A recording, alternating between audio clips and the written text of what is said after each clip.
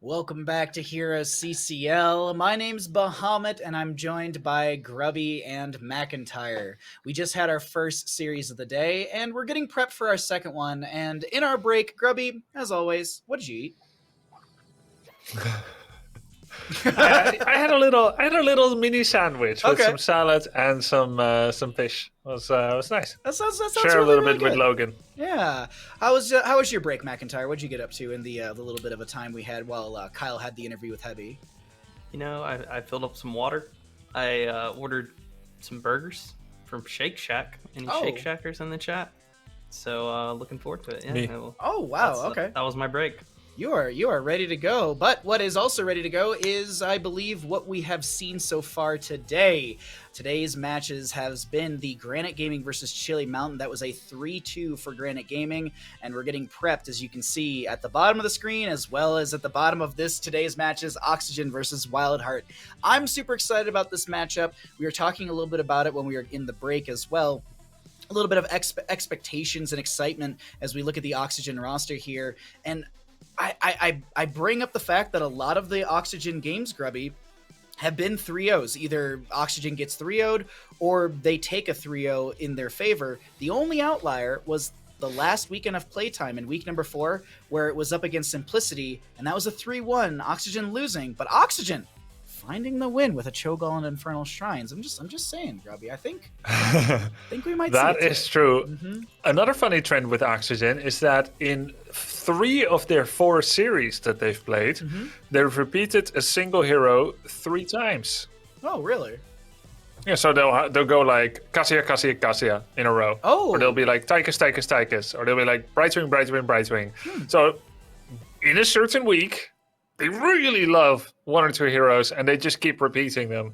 And that has happened every time except the very first play day. So, just saying, we may see that theme coming down today. So what you're saying is we're going to get Cho'Gall. Got it, Grubby. Thank you so much. Yeah, because that was their win last 2 weeks ago. See? It's a perfect idea. McIntyre, though, who are we going to be seeing on the opposing side of the battleground versus this Oxygen roster? Yeah, it's going to be looking at WildHeart Esports. This roster dominating last season, doing a great job this season as well. Led, I think, by the Pit Kid himself. The main tank, we'll use that word lightly as he kind of chooses characters as he pleases. But he usually fills the slot for his team where he forces engages, makes things happen. Might see some Colossus Smash again. He did suggest that at level 10 you do get Medivh Shield on like a 5-second, 4-second cooldown for yourself. So you pair that with something like a Medivh, which his team likes to play as well, and maybe you're just Medivh shielded forever. I don't know. There's big brain things, but WildHeart typically uses their brain pretty creatively here with their drafts. Something they're known for, but also just a great group of guys. A really, really good team. Lots of natural synergy. I think that really takes them to the top. It's a big factor with the WildHeart roster, I guess you'd say, because even from season 1, like, we kind of had this like little bit of a joke of like good guy Goon, because he's just so very nice, and every time we'd interview him and ask him, why were you picking this person for your roster, he's just he jives with us so well, he's a good guy, he's a bud. And I think that's a big factor with WildHeart. It's not only do these players play well together, but they're synergistic in just their familiarity and the friendship that they definitely have with each other. So it's just really interesting to see that dynamic from WildHeart, and I think that is a big buff into their playstyle and their roster. Let's go ahead and find out where we're going to go for map number 1 in our second best of 5 of the day. This is exciting. We could be seeing, well, Infernal Shrines coming out from WildHeart. How that happened, though, Oxygen won the coin flip, opting for first pick priority and banning out Tomb of the Spider Queen, where we had WildHeart banning out Alterac Pass. And as a fun fact for anyone at home, the members of WildHeart have not played a single Garden of Terror Alterac Pass game this entire season so far, and Oxygen has not touched Garden of Terror or Towers of Doom. So we could see a Garden of Terror or a Towers of Doom game in this best of 5 series. Maybe there's some info there that these teams are hiding. We'll have to see as it does progress. But it's an exciting one here, Grubby, as we get into Infernal Shrines, which was, and I keep bringing this up, and I'm sorry, chat. No, I'm not at all. This was the map where Oxygen took that Cho'Gall against Simplicity and won out the game. So Maybe that threat is there looming in the back of WildHeart's mind. We'll have to see. But we're in draft for game number 1. And Grubby, I don't know, what are your expectations, thoughts going into this? There was just some copy pasta dropped by both teams. Oh, please. Chaos comes. And then they pasted their Gall talent builds, and they talked about how to combine the Dread Orb stuns. Both teams were posting it. I don't know exactly what it means. I think it's some secret code. It couldn't possibly mean they're thinking of picking Cho'Gall. Don't get your hopes up. But we start things out. Oxygen, 1-3 match score. WildHeart 2-2. We have an Uther ban. We have a Hager ban. You know who else is really good? Is D.Va when it comes to solo laning on this map. I think Hogger, D.Va, Leoric are the 3 best solo lanes on this map. I would absolutely agree with you. Leoric is very high up there for me, though, as well, for Shrine Clear. But McIntyre, what are your thoughts on this? Even just the matchup orb going into Infernal Shrines. Isn't it crazy to think that we're talking about solo laners, and there's just no mention of Sonya after the nerfs to her, just the small, 1%ers. We just don't see her. No one talks about her. It was a point where it was first pick, first ban pretty much every game, and now, it's been, it feels like weeks, but obviously I think teams are still taking it. They're going leap, whatnot, but getting, just taking a few numbers away from her, we've removed her from the picture completely. I think that's really interesting because Infernal Shrine is a map that she's great at. Another character that's very good at this map, and we will continue to see, is that Tyche's first pick. This is something I think that has now, I would argue, is developed as meta for the CCL. It seems like Tyche's first pick, just super safe. You get a strong ranged character, but you also shut down so many strategies for your opponent while also opening up so many strategies for yourself. So I think it's a really strong first pick, great on the map. And, WildHeart's got something up their sleeves here, taking the Vola in the 1-2 with the Lucio, so maybe a double support.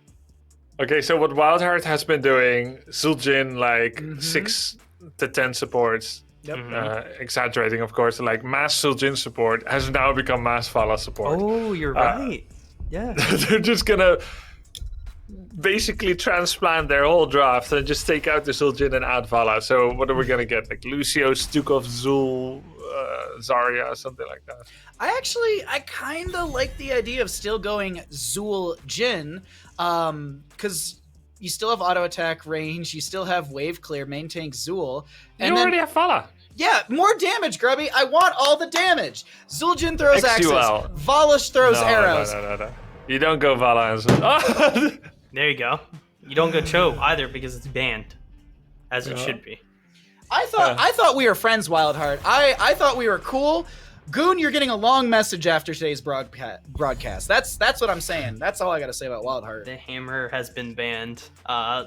Zergling taken off of the URL. We've seen it. It's taken the hammer. Oh, and we may have the C Smash. And the second support as well from the Malfurion. I think it's really interesting because while Varian with Colossus Smash, with Taunt, with Twin Blades, whichever build he decides to go, he's actually a pretty sturdy character, right? So it allows for that double support, even if they're untargeted healing, which actually both of these supports are really good at just passively healing someone else, right? The Malfurion can have his Q on another target that's not Vala. Lucio, when he amps it up, also going to heal Varian, right? It allows Varian to just do his own thing while the supports are still target healing the Vala. So I like that pick a lot, just kind of creating something that can withstand damage itself. And this last pick is going to be something I hope that protects the comp. Garrosh, though, a great pickup. Possibly bully that Variant, just toss him into the rest of his team, and they can clean him up. There is no CC really to follow it up. That's super effective, and there it is. Sonya, last pick. You're making a note about on the map. You're making a note about Sonya, and my personal 2 cents on it is I feel like while she did get nerfed slightly in the last patch, I still think she's amazing. Like, I still think Sonya's in a really good spot for where she is. I'm sitting here though, Mac, I'm struggling to pick a team that I like more because I keep like counterpointing myself in my head. Can you give us a breakdown of who's got the stronger draft? This is a weird one. Yeah. I think like if we're head to head, there's 2 entities that have the same skill level. We're in a vacuum. I think draft wise, Oxygen probably wins on this map. It's really good. They have the Tychus, they have the Hanzo, fight over the Shrine, Garrosh can punish, and the Diva Bomb secures. I think skill level comes into play here. This is where experience and playing together and synergy will really happen. WildHeart's Calm, allows for picks, allows for infinite scaling with the Vala, and it kind of can play the map, get creative with their decisions when it comes to winning the game. I think for me, I'd love to see Oxygen come out and kind of bounce back into the season. They've had it pretty rough, I feel like.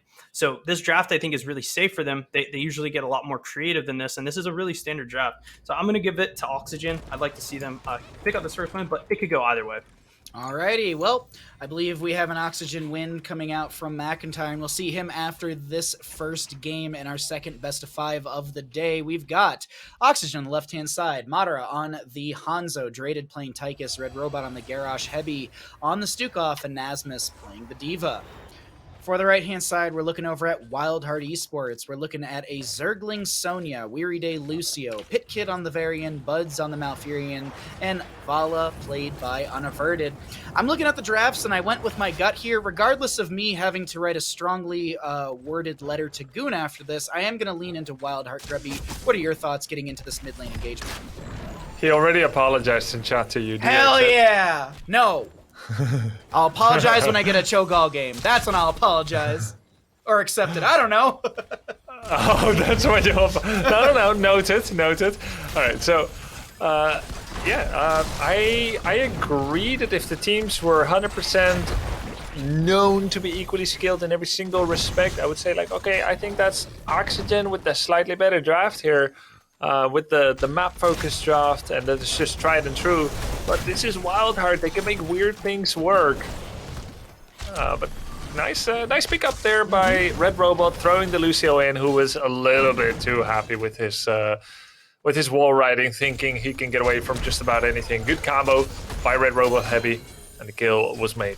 Also going to be a body check Garrosh on top of all of that, so you have movement, speed reduction, healing reduction as well. So I'm actually really liking what we picked up here for the side of Oxygen. The other thing too is skeletal defenders are not a prioritized target for Garrosh whatsoever. So the shrine monkeys, as we've also heard them being called, they're not something that Garrosh can throw. So in a shrine phase, there's no actual concern for Garrosh to accidentally pick one of the skeletal defenders rather than enemy hero. So I think that's actually a really good factor as well, with the Varian who wants to dive in, with the Sonya who wants to spear in, with the Lucio who wants to push off and harass like he is onto Nasmus right now. And I actually don't know if Nasmus gets out of this. There's no mobility, there's no level 13, and Nasmus will go down to the Hungering Arrow. But is there a trade into this Vala? Yes, absolutely there will be.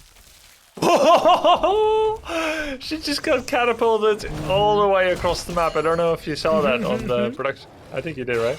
Little ragdoll. Little bit of ragdoll physics. Lovely. Nice return kill. Vala with the multi-shot build once again. Very shrine focused. Yeah. In the rhythm for Tychus, looking to go long, maybe threaten a Varian back and then a Sonya and still lay into others. Diva level 4 is actually, it's not something I see very often, but I feel like this is the one map where we can see that nuclear option as well. The increased speed on the detonation time if you hit the mech with your big shot once you're in pilot form and mech explosions happening. And I think that's a good way to zone back the enemy team, cause a little bit of chaos, cause a little bit of panic, and I think WildHeart, they're kind of okay with thriving in those moments, but I think it's just one of those things that Oxygen wants to pose as a big threat with all of this impending doom like a Garrosh chasing into you during that as well. Yeah, I think it allows her to follow up on Warlord's challenge being called to actually get that explosion on a taunt together with silence. So potentially Oxygen can get a massive combination.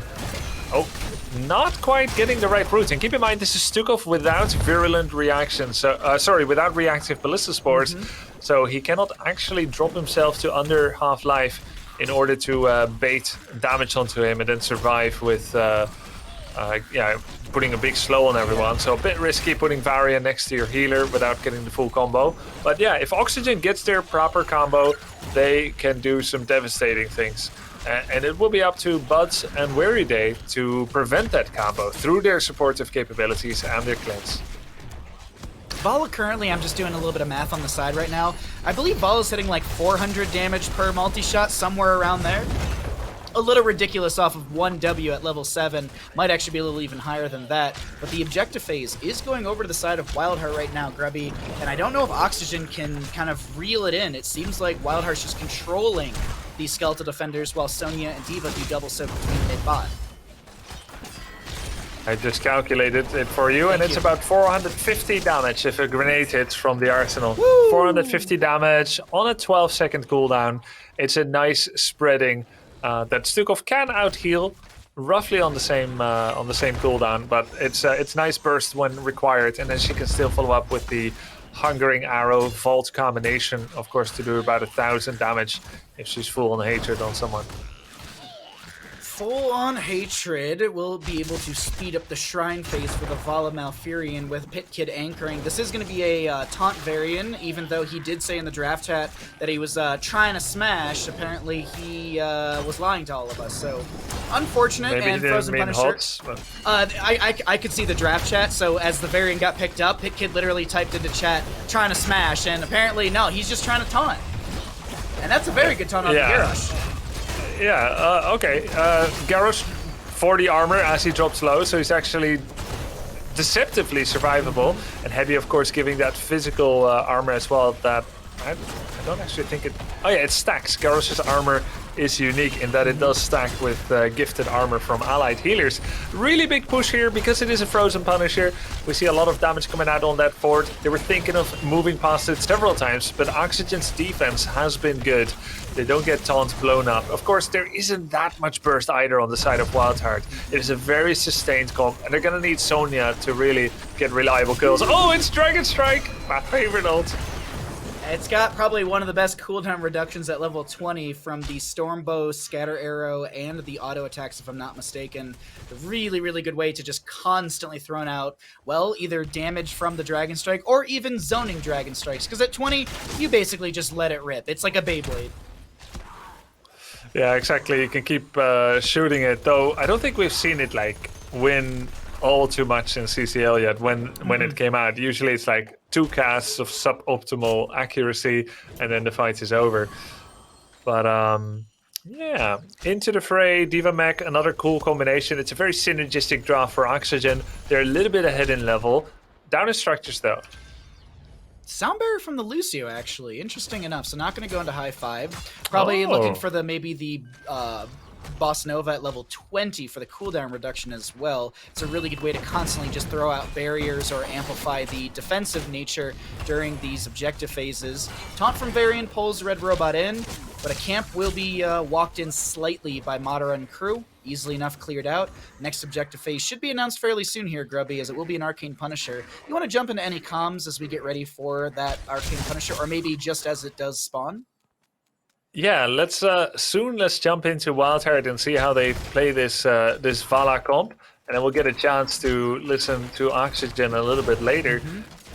All right, I'll listen for you to make the call on this one, but for now, we'll continue into our rotations, a little bit of our casting, but want to jump into those comms in this game number 1, because it's been a nice back and forth. It's 3-1 in kills, 12-11 in levels. It's actually very, very close in our experience. We've got maybe quarter of a level difference when it comes to that experience from both these teams. It's a very good game number 1, very evenly matched in my opinion. Yeah, it is.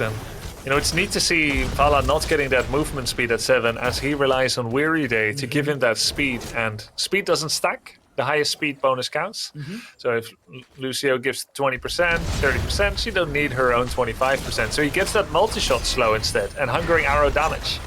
As Pitkit easily survives whatever Oxygen tried to do there. Not even close. He's got about, 5,000 health or so, Varian. Yeah, 5,000 health. That's crazy. How much does Garrosh have?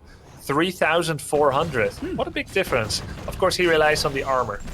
Garrosh. That is very true. Garrosh does build up that armor as he loses health. That is his trait. And this camp in top lane will be cleared up by Zergling, pretty much going into the standard build. We don't have a leap, but rather Berserker on a map like this is easy to sustain. I was actually casting some games this past week, Grubby, and one of my favorite things to note was when you have those Wrath of Berserker players who are so good at optimizing Wrath, where by the time Wrath actually ends, the cooldown has already gone through, and you can basically cast it once again. I love that level of play from some of these Sonya players, but The engagement pops off here. Diva mech explode quicker. Pitkit throws in the mech. I have trouble seeing exactly what happened there, but there's a kill on both Hanzo and Malfurion as Rain of Vengeance comes in, and Unaverted is raining down Holy Vengeance. Unholy Vengeance on Red Robot, but he stays alive. He gets a shield from defensive measures, a heal from Stukov, who has full E-build, by the way. Growing Infestation, low blow, and it's a 1-for-1. Sick to see that combo coming in with the explosive mechan into the fray, but it only netted Oxygen a single kill. Now with this, we are getting ready for our objective phase, looking like it's going over to WildHeart. You want to see how WildHeart pushes with this? Yeah, let's check it out. Into WildHeart we go. We don't have kill pressure though. No, it's fine. I just want to. I think we go for buff forward after we get mid forward. You want to keep going? That's fine. We can get the support, then go down. That's an insane wave spot, dude. I'm gonna pop Brad. Maybe we get more. I don't know. We might get more. We can get Diva. Oh. Cutting. Watch the Dragonheart. That's all good. That was fun. I'm half thinking. This is still healthy. Yeah, it's still healthy. Ooh. We're good. I'm shoved. What? I'm coming back. I can't. Oh, sorry. Wait, what was that thing last? Puddle. Alright, that's good. I maybe look here. I think that's it. Yeah, we leave. I need to go. Watching Be it. out. Yep. I'm gonna grab a top wave really fast and then come Okay. down. Yeah, that's fine. Alright. It's a wave and a half. We'll do our camp then.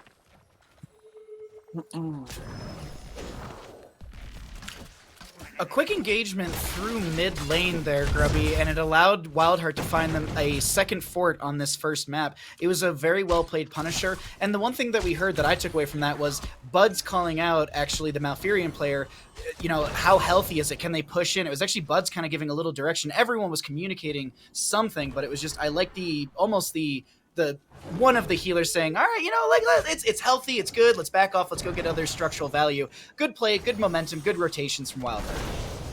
Yeah, it's like they're commentating their own game with their play-by-play, don't you think? It is a little bit like that. It's just like, oh, I've got this. Like, I swear to God, at one point I heard someone go, good route to Buds. It's like, nice. Yeah. I heard that from Bad Penny as well in Diamond Hands. Big plays there on Garage, but he stays alive. He's got about 75 physical armor and more. Huge scatter from Hanzo. By the way, did get word from Twitch chat that Garage accidentally threw in Hanzo. Oh no, was that instead of the mech explosion? That's how he died. Oh, because I just saw a lot of abilities being used. I saw colors. Yeah, exactly. It was a lot of explosions, a lot of things are happening. Thank God Twitch chat has got the eagle eyes that we're able to see that. But that piercing arrow as well at level 16 from the Hanzo, that almost shredded Varian within that rotation through the bottom corridor. We will have our next Punisher being Mortar through the bottom lane. Hasn't been announced just yet. We continue, though, to get rotations, and it's still a very close game, Grubby. It's 16 up with about that quarter-level lead, as I mentioned beforehand. Yeah, we might want to check out and get a feel for how Oxygen is communicating coming up into the next objective, so we can get a bit of airtime from both of them and see how they're getting on in this playday, in the 5th playday of the CCL regular season. For now, we have a structural lead for WildHeart as they're looking to poke down bottom fort. WildHeart here is trying to use their superior mobility to outplay Garrosh. Poking, rotating, never giving a fight, and the slow Garrosh, his greatest weakness, is having trouble to find and engage. Where maybe a Diablo or a Tyrael could start a fight, he cannot. And that's because the Lucio is on the wrong side. And he doesn't have any movement speed boosting allies. I suppose Diva could have picked the level 7 that gives 20% move speed to Garrosh, but it would give up the stun, which would give up a potential strafe or whirlwind interrupt, and all kinds of things that you would give up there. A bit of damage, bit of movement speed with that Q. So Garrosh is gonna have to play positionally, out of vision, very creative, and otherwise he will have trouble. He already used his cleanse. That's early. The multi-shot from Vala is really coming in clutch right there to check that bush, and I was doing some quick math. With the grenade from Arsenal level 4, it's like, what, 750 damage basically from a W. Oh, that's a really good toss! Unaverted gets jumped by the Dragon Arrow. That was Dragon Strike, excuse me. And taunt from the Varian, Zergling getting chunked right now as well. Zergling just trying to spin to win their way out with the level 13 no escape movement speed buff, but it wasn't enough. A double kill for the side of Oxygen, and this is looking like objective phase going over to our blue team. Oh god, I would have loved to hear how they cheered after the Diva mech with the quicker explosion into the fray combo actually worked. Must feel good for Madara as well to be allowed to cast Dragon Strike over that instead of being tossed into the fray by Garrosh accidentally. I wonder what the comms were like during that. I wonder if Garrosh just goes, oops, and the Hanzo player is just yelling in the background. I mean, at least that's how it would be if it was Storm League. But Oxygen 39's the objective, looking to clear out some waves and find 20 talent tier advantage. This is not a bad idea whatsoever because you have camp still up and available. The waves aren't mega pushed out. So, like, for example, in top lane, Diva can get one wave of minion experience. This is a camp going over to the side of Garrosh and crew. And that 20 talent here is not looking like it's too far away for Oxygen. Do you want to jump in? So let's do do it. Okay, let's into Oxygen we go really quickly. I'm throwing out. Yeah, Okay, I'm ulting them. Just get us the point back. We can just go shoot one kill. Not this good. Come on. Oh my lord. I got it. Alright, they have two topside. They're forced topside with Varian and Sonya. Sonya's clearing a mid. Okay. Varian's gonna be right here. Yeah. Okay, he's not. Just remember, word him down. We got time. Take out this wall if we can. Yeah. We still have our camp, that's nice. We can look core here potentially. Yeah, we're 20. I'll get out of anchor once Sonya shows. Start poking him. Perfect. I like that, Red. I bet a little run on him. Okay, take out the banners as soon as we can. I'm getting the well. I'm ulting topside. I'm ulting I have top a now. bomb. Okay. Good zoning, good zoning. Keep poking him. By potentially core. Yeah, I mean, we still got half health John Cena. I'm shooting Bud. I'm playing off its jump. Varian, I'm throwing Varian. Right. Okay, I'm taunting Varian. Hitting Varian. Ulting topside. Throwing mech. Okay, hit core with They're Odin. very low. Sonya. Follow. And 1 HP in the back. Back up. I mean, they're 1 HP on core. Yeah, I'm about. Lucio. Really good. I need help on left side. I need help. I have slow on him. You're good. Core can die. Core is dead for sure. Come back. Sonya's going in. I'm hitting Sonya. I need help in the back. Got a ball on me. I think we should core. Yeah, I'm hitting core. I might just solo down. Okay, core. Yeah. Core only. Stuck around. Good shot, boys. And with that, Grubby, the members of Oxygen will take game number 1. I didn't want to leave those comms, because if we got to hear how they were calling for core, definitely wanted to be able to give that over to our viewers. The most interesting thing for me is the way that they communicate in that bottom lane, because I kept hearing top. I'm ulting top. I'm like, I keep looking at top lane. I'm just like, what's going on in top lane? Who's got a global? No. It's literally top of that bottom lane engagement. Really, really cool communication, as well as even the way Garrosh was throwing to my right, like specifying exactly where that toss goes. It's so succinct, so on point from Oxygen in that final push through bottom lane. Yeah, I'm impressed as well by both comms. It was clean, it was communicative, it wasn't cluttered, clear and descriptive of what they were doing, setting hopes and goals for the core, but quickly switching back to heroes. And overall, just not just about the comms, but the way that Oxygen played it, with what I would normally call a difficult pick comp, Garrosh into Lucio, but a very good objective focus comp. They played it out great, and they got themselves the first win. And I would say normally Oxygen is the underdog here against WildHeart, but this looked really clean. Both teams played well. Oxygen, a little better. How clean did it look for you, McIntyre? Was it squeaky clean? Was it a little soiled? What? Let's get your breakdown. It's about as clean as the fresh pair of undies that PSD just sent me a note. But seriously, it very much so was a really well played game from Oxygen. Again, I'm happy to see them drafting something that's a little more, I don't want to say down to earth, but it's it's classic Heroes of the Storm, and they played it so well. I think, Grubby, you're completely right. Both of these teams' comms, when we got to listen to both of them, it was great to hear WildHeart's comms. So descriptive.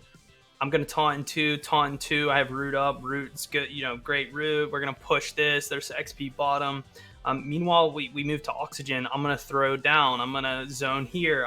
Can we win? Yes, we can. You know, all of these things are super important when you're in the moment, because it gives you direction as a player to know where you need to be and what you need to do. So when people believe in each other, they tend to play better. And so to hear these teams have those calms and faith in each other, like, we bring out really, really good play, right? So I think the one thing that was a kind of turning factor of this game was actually, unlike Zul'jin, who can hit Tasdingo and eat a bomb and a dragon arrow, Vala cannot. And her health pool is just so small. There wasn't enough like, oh snap, like Uther D-Shield. Uther was actually banned, interestingly enough, probably because of that, to kind of keep her from getting just one digged essentially out of the game. And we saw again and again she couldn't step up enough. The pressure was too much, and Oxygen played for every shrine. Because of that, they were able to push. Nice little level 20 big red button Odin coming in to finish off the core. So well played. I mean, the series is headed in a great direction. I wonder if Colossus Smash would have changed the outcome of that game. What do you guys think? Armor reduction's pretty big. Varian, I believe, gets a little extra HP and damage, I think so. Less. Oh, excuse me, less. You're right. The damage goes up, the HP goes down, if I'm not mistaken. So that is... I don't know. I don't know, because the burst ability would have been there for the Vala as well. Let's take a look at map number 2, and we can maybe continue this discussion as we're heading off to Dragonshire, Grubby. This will be the map choice of Oxygen, with WildHeart opting for first pick priority as that losing team. Do you think we see some of the similar playstyle, or do you think Oxygen, WildHeart innovate once again going into this map? I think very different map requires a different approach. I'd love to see an artillery assassin being able to camp mid and get some XP there. Someone like Hanzo, Ming, or Chromie. And then a solid 3-man with the ability to gank top. Global allowed, but not necessary. You can also go into the Genji direction. And then, of course, a solid solo laner top. Something like Yrel, D.Va is possible, Samuro, Rexar. Just a classic draft with good teleportation and mobility and getting around the map. That's key on this map. Well, we'll see if that is going to be drafted here, or if it's going to be some insane Vikings composition from either side. I mean, it's possible. Maybe Oxygen goes for the Viking Abathur play that worked in Season 1-ish, kind of, not really against Sidestep Kings. But I don't know, Mac. Like, I go to Dragonshire, and it's top lane is on such an island, per se. There's the rotations here and there, so I feel like it's like Rexar versus Yrel typically, and then the bottom core 4 is really what is most important, and that controls a lot of the engagement and also the win condition, which is often considered bottom lane. Yeah, it's interesting too, because if you play into the top lane in this map, you know, you're only really playing for the top lane to win the shrine. I'm actually kind of in a weird spot with this map, because in the opinions, everyone has different ones, I think. Sure. You know, if you take the top fort on this map, then the wave pushes far enough that as a top laner, you can't really push with it because you put yourself out of position, right? But by taking the wall, and I guess the fort too, you allow yourself to, you know, dive and chase their solo laner if they do contest the shrine. So it kind of puts you in a weird position where it's almost like you want to take the wall so that the minions kind of push a little further. You can chase the solo laner into his fort. But once you take the fort, you kind of lose that luxury, because then by chasing past that fort area, you're putting yourself into the danger land, right? So, you know, I agree with you completely that 4-man is where it's all about here, right? And usually taking a fort in the top lane allows that solo laner to rotate off the top because there's so much space, and 5v4 in the bottom lane or something like that. I do think that one of the things that is most important on this map is actually the bottom shrine. The bottom shrine controls the hard camp. The bottom shrine controls the win condition a lot of the time, because the bottom lane is usually how teams win. It also controls the easy camps. If you can control the bottom shrine, you can protect your easy camp, because you can have your team down in that bottom lane. So I like the Junkrat pick here. Lots of traps in those bottom brushes, and Brightwing's a great pick for this map too. Being able to Z up to the top lane, protect that solo laner in case they get into trouble, can definitely be a good way to win this game. It's an interesting draft unfolding here. The other thing too is peekaboo value is massive to be able to scout out the enemy team if they're maybe setting up in a bush gank, and you just phase shift into top and provide said vision. But now, Grubby, I want to get your thoughts on these next two picks from WildHeart, or just Stukov. I'm good. I'm good. Samurai? I'm good. I'm good. It's a WildHeart win. Calling it right now. All right. So I thought WildHeart will look at Cassia and counter that directly and be like, okay, we need stuns, a Nubarak, and we want physical protection. Stukov, you've got a cool combo, but no, not even close. It's Abathur Samuro, so this is a very macro-heavy comp. And now I get the Junkrat as well in the Chromie ban, because Junkrat, a very safe defender and deep pusher. He can even punish in 1v1, 1v2, 1v3 situations. If someone steps up, attacks the tower, you pop them over the wall. The only ranged assassin, pretty much, that can get a kill in a 1v4 when defending a keep. That's Junkrat. Then you've got Abasamuro to buy time, stall, soak. You've got Shrine Control. You prevent any and all DKs from being taken. I don't know what the final picks are going to be. You could see no healer comp, possibly. Could be Kharazim with a Muradin. I don't really know. I mean, that could be drafted on either side. That realistically, like, Kharazim Muradin would be great for either side, but a Dahaka and a Diva. Is this main? Wow. I assume that it has to be main tank Diva, right? In the Hawk off lane because of the players who have locked the characters. I think the Dahaka is pretty solid against the Samuro. Like, just defending, you get enough sustain off of the wave that if you just W the wave, you can heal enough that even if the Samuro is poking at you, you also can global and play for the bottom lane. I think, like, the important part about this game with Oxygen and WildHeart and what the strategies they're trying to do, they did go no healer, which is super sick. I was going to say, WildHeart's going to try to draw Oxygen around the map, right? Force them to be in awkward positions, and when they rotate and when they get into those awkward positions, you draft characters that make plays off of that, right? And especially with an Abathur hat, Zeratul, Samuro, even Mei in some cases can just 1v1 a lot of characters, right? So this is really sweet that they're choosing to do this, because Oxygen is drafting, trying to defend, get into a position, posture on the map where they can full commit to a push, right? They're not taking a tank because they're not so worried about kind of comboing or one-shotting anything. Instead, they're worrying about sieging, keeping pressure on the side of WildHeart's map, and then eventually building up a push that's strong enough that they can just go for the win, right?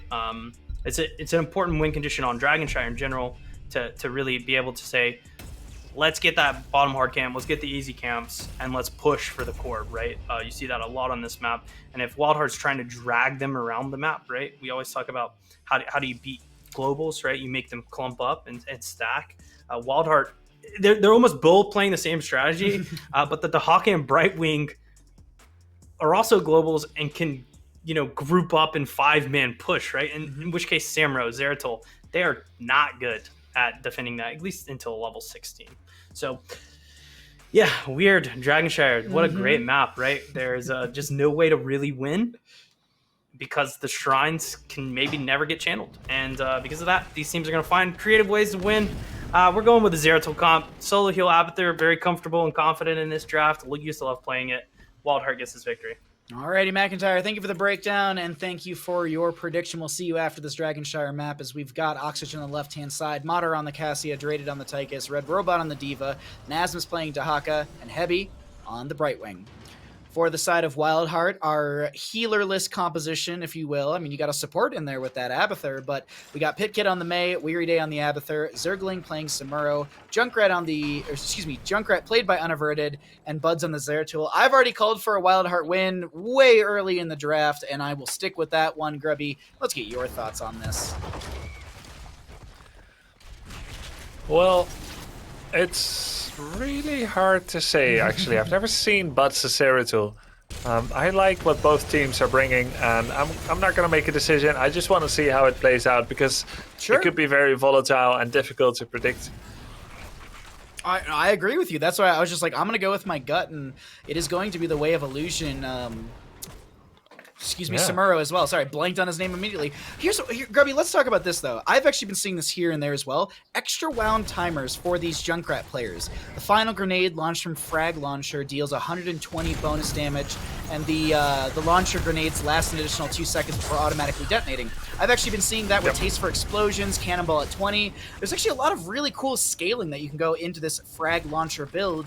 Do you think that this is like a new playstyle for Junkrat, or is it maybe something being discovered, or it's just it hasn't been prioritized, and we're just seeing it more now.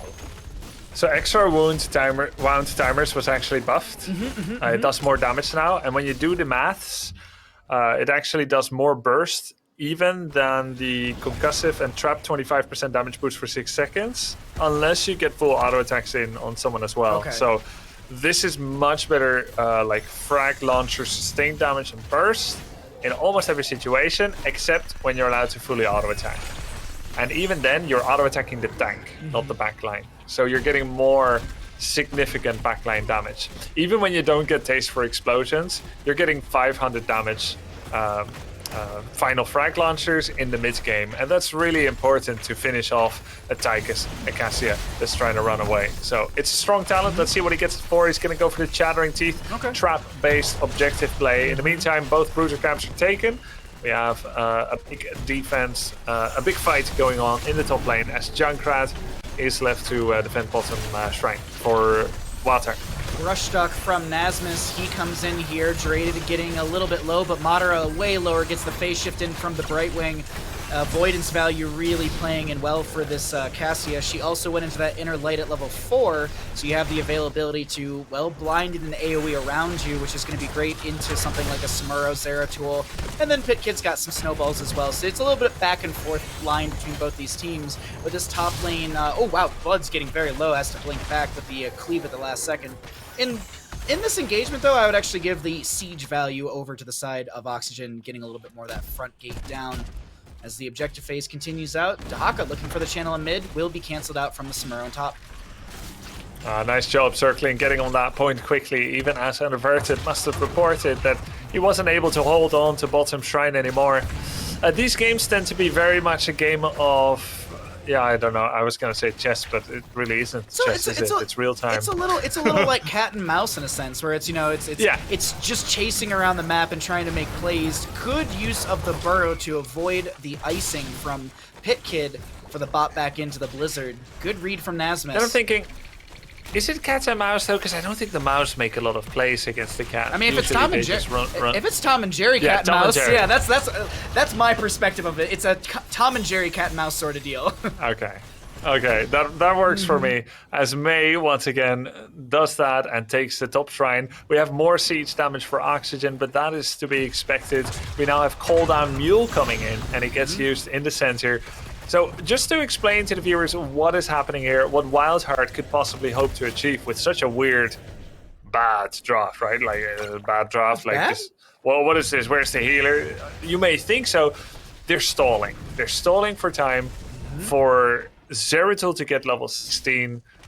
Let's see, what build does he have? Okay, he's playing Void Prison? I would...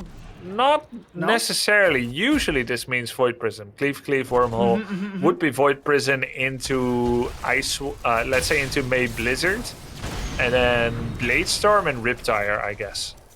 Bladestar gives you more wave clear. Riptire's the burst ability. You actually, Grubby, dare I say this? Because it's WildHeart, that's why I'm thinking this way. Rocket Ride into the VP maybe?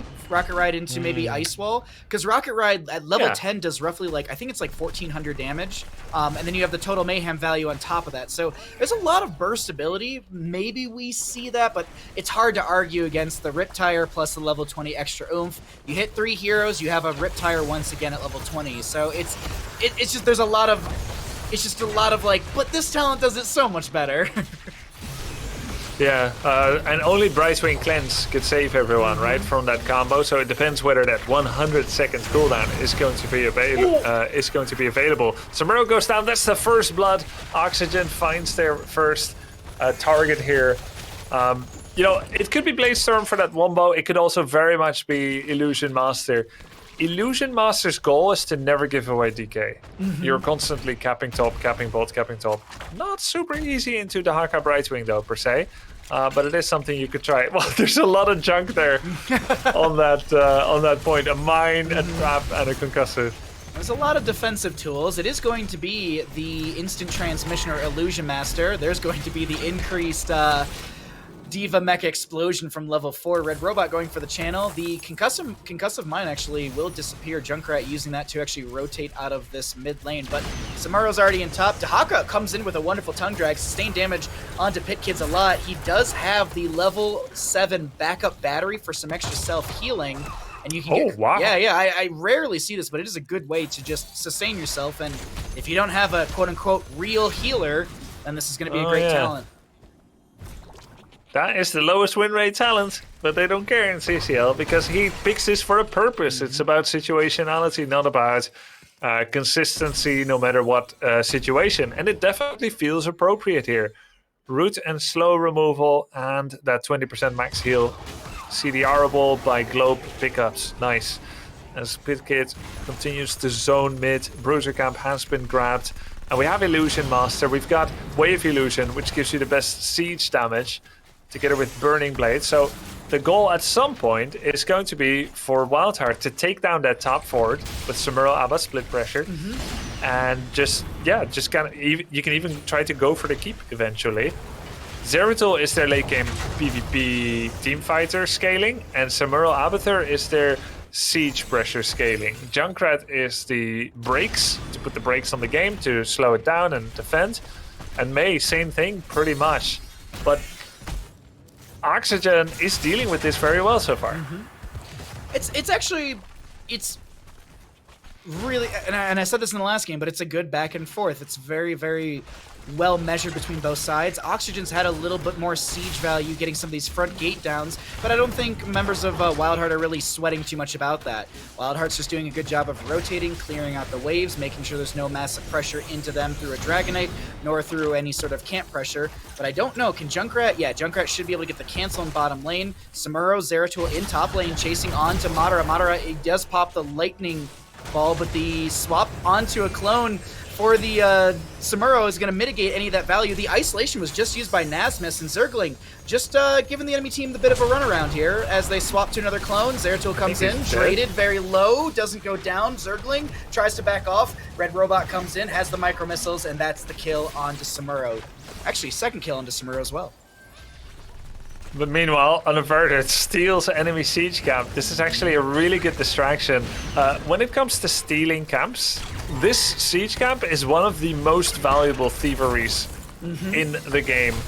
Many other siege camps kill themselves on minion waves, end up like holding up minion waves to deny yourself experience, and so on and so forth. This one actually just straight up backstabs the fort. Nice kill there on Mei. The VP was just like 1 second late, and Mei, I think, would have lived there. But Dahaka did clear out the backstabbing Siege Giant camp, as you were pointing out. And that is actually a camp that I've seen a lot of Storm League games where it's just like, okay, we grabbed the camp, no one cleared it, and that's a free fort for us because some people just don't expect that damage or what for that to happen. But what a wonderful concussive mine from Unaverted on the far side of that Dragonite, catching Madara on the Cassia just as they fall out of the Dragonite. But Grubby, it's 3-1 in kills with a solid level lead over to the side of Oxygen. That's WildHeart's first blood though, and secondly, they got more structural damage out of these last 3 minutes. True. That siege camp did more than the Dragonite. Ooh, tongue drag missed onto... Just ignore him, the total disrespect. Like, what? You just let them take Bruiser Camp under you? I guess there's a call to try and kill Samuro, but he's not easy to kill. He's especially with the level 10 Illusion Master. Sakuchi at level 13 is a great way to also just disengage. Ice Wall comes out. Riptire is pretty much mitigated. Oh my god. Burrow from Nasmus. Actually, Nasmus still goes down, so the Riptire was just kind of like fireworks. A preview to the damage coming into Nasmus. Yeah, it feels good, like the way they played that, because either the Riptire kills him, he doesn't press E. He does, Blizzard ends up stunning him. So it was a certain death for him. The Ice Wall basically being used as Tassadar Force Wall. I like it a lot. Chattering Teeth will connect onto Tychus. The Siege Giants will be cleared out through bottom. Another objective phase will be coming up soon, and Zergling should be able to confirm top lane level 16. Madara pops the ball lightning. Concussion mine onto Junkrat gets him away, but that's Pit Kid going down through the mid. All right, Pit Kid down. Mule, of course, has been getting value, repairing those structures. It's 16 apiece. Going by the playbook of a draft like this, Bahamut, Abathur, Samuro, Zeratul, this is mission very much on point for WildHeart so far, isn't it? I would actually agree. Yeah, like the map is in their favor on the side of WildHeart. If we're just purely looking at structures, even then, like, kills are really close. Experience deficit is half a level, which is not even. It's not that big of a deal. But now Draded to be the target, Buds looks for a big combo, isn't able to get the play that they're looking for, and Riptire will be on a 75-second cooldown. Yeah, not the best Riptire ever. He only got a single target, but this was about clearing waves, buying time for the next mule, saving this fort for as long as possible, making Oxygen keep looking here, and Samuro and Abathur are dropping Nazmas low in the top lane and eventually maybe threatening fort. But the defense so far is good. Nazmas using his essence. Let's see his fountain timing. When can he use fountain again? That's 80 seconds. He's actually dying. He's dying, or is he?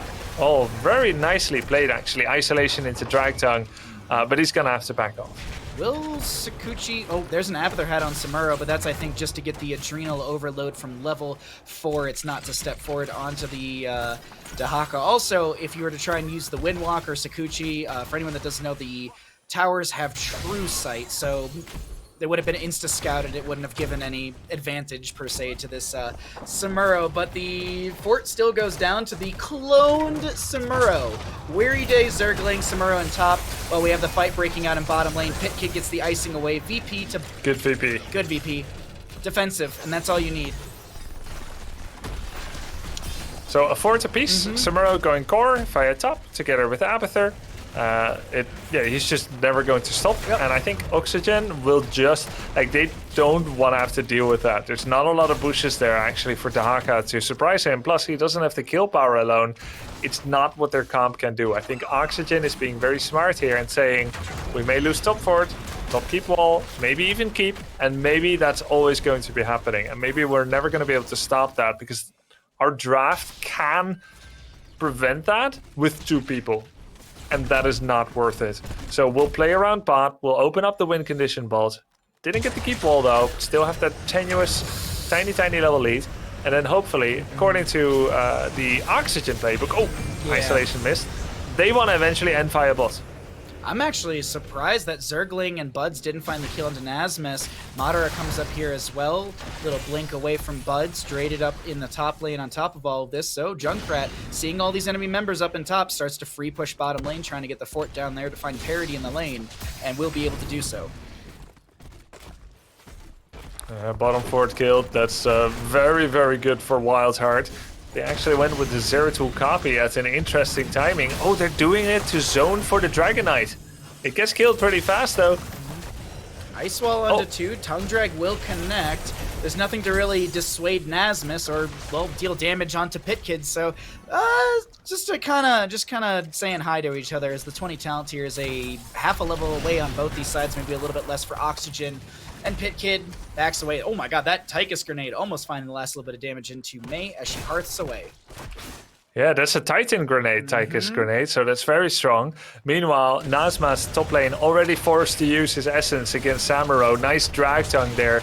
But it almost feels like it doesn't matter how much damage you put on the Samuro. He's just gonna pop out anytime soon. And the fun thing is, even when you hit the drag on the real Samuro, he can press the second image and swap pull towards it. If you try to swap it from the main Samuro, he's silenced. He can't do anything, but you can pull him instead of push.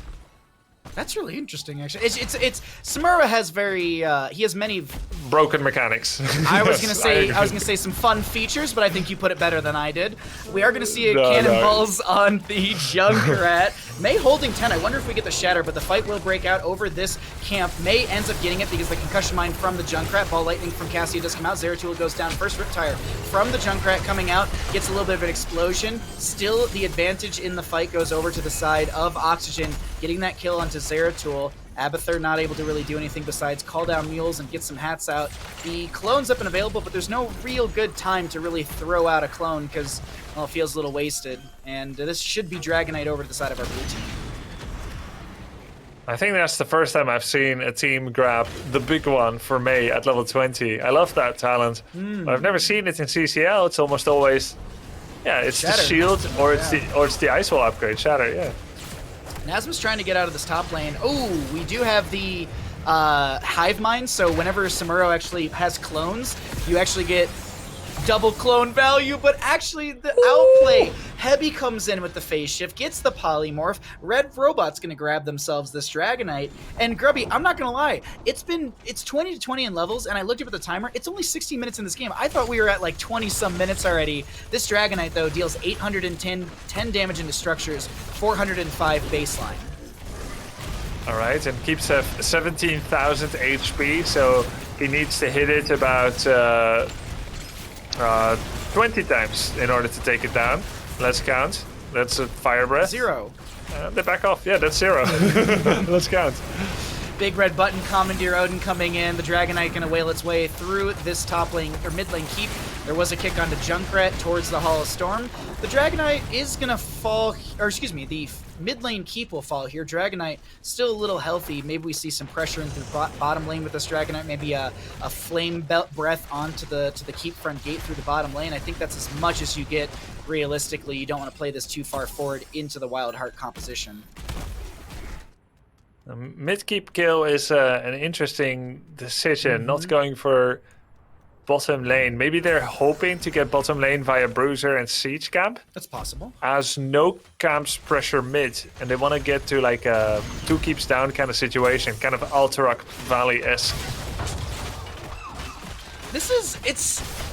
I think tenuous is a good way to put this. Like, I feel like there's a lot of tension between both sides. Samuro's pressure through top lane consistently, and we all say, you know, like, lol, top lane, it's not that big of a deal because it's Death Bridge, but you still, I mean, if you find a great team fight, you wipe a few enemy members, you have a win condition through top lane because of Samuro. Same can be said about Oxygen through mid, but I agree with you. I think bottom lane was really the goal to grab these camps and push in, but watch Buds on the left-hand side. Icewell comes out from Mei, Riptire from the Junkrat. Diva gonna try and chase him before the Riptire goes off, still gets the explosion. Drada comes in with the big red button, Commandeer Odin. Top lane has the Samuro pressing on to Nazmus. We could see maybe, okay, no, that's gonna be a Hearth out from the Samuro player as the Mule will buy some time in bottom lane.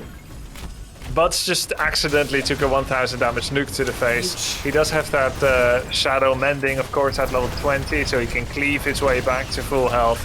Lightning Bomb disjointed. Samuro actually drag tongue, great drag tongue there by Nazmas after the polymorph by Heavy, locking down that Samuro. They're still working away on the keep. The Mule is still working on repairing it. There's a big explosion. Zeratul can just about blink away. The Diva Mecha Dunk was pretty good, almost finding the kill. Heavy hooting on this Brightwing, finding polymorph after polymorph and setting up these kills. And I gotta say, it's actually been Heavy doing a great job on this Brightwing. The other thing to note too is the Criterize at level 16 to have the armor reduction. Icewell onto Diva Mech. Blizzard underneath, Concussion Mine as well. Anti-synergistic. Oh no, the stun actually still comes through. Oh yeah, the ground area of Blizzard still gets the stun while he's in mid-air. Guess it makes sense, but it looks surprising because you know, it's very much a ground graphic. Apparently, Falstad can run over Abathur mines, you know, because while flying. So things. I think since we're a top-down, you know, perspective here, Grubby, I just don't think we see the height of the Abathur mines. Like the Abathur mines must be like 10 feet tall or something like that. It's very hard to miss, apparently. Yeah, them floating mines like the. Yeah, sure. I get it. I get it. Like makes depth sense. charges in the sea. Is that what you're like? It's a little bit like that. That's what I wanted to say. Yeah. It's like those, but they're like sky charges.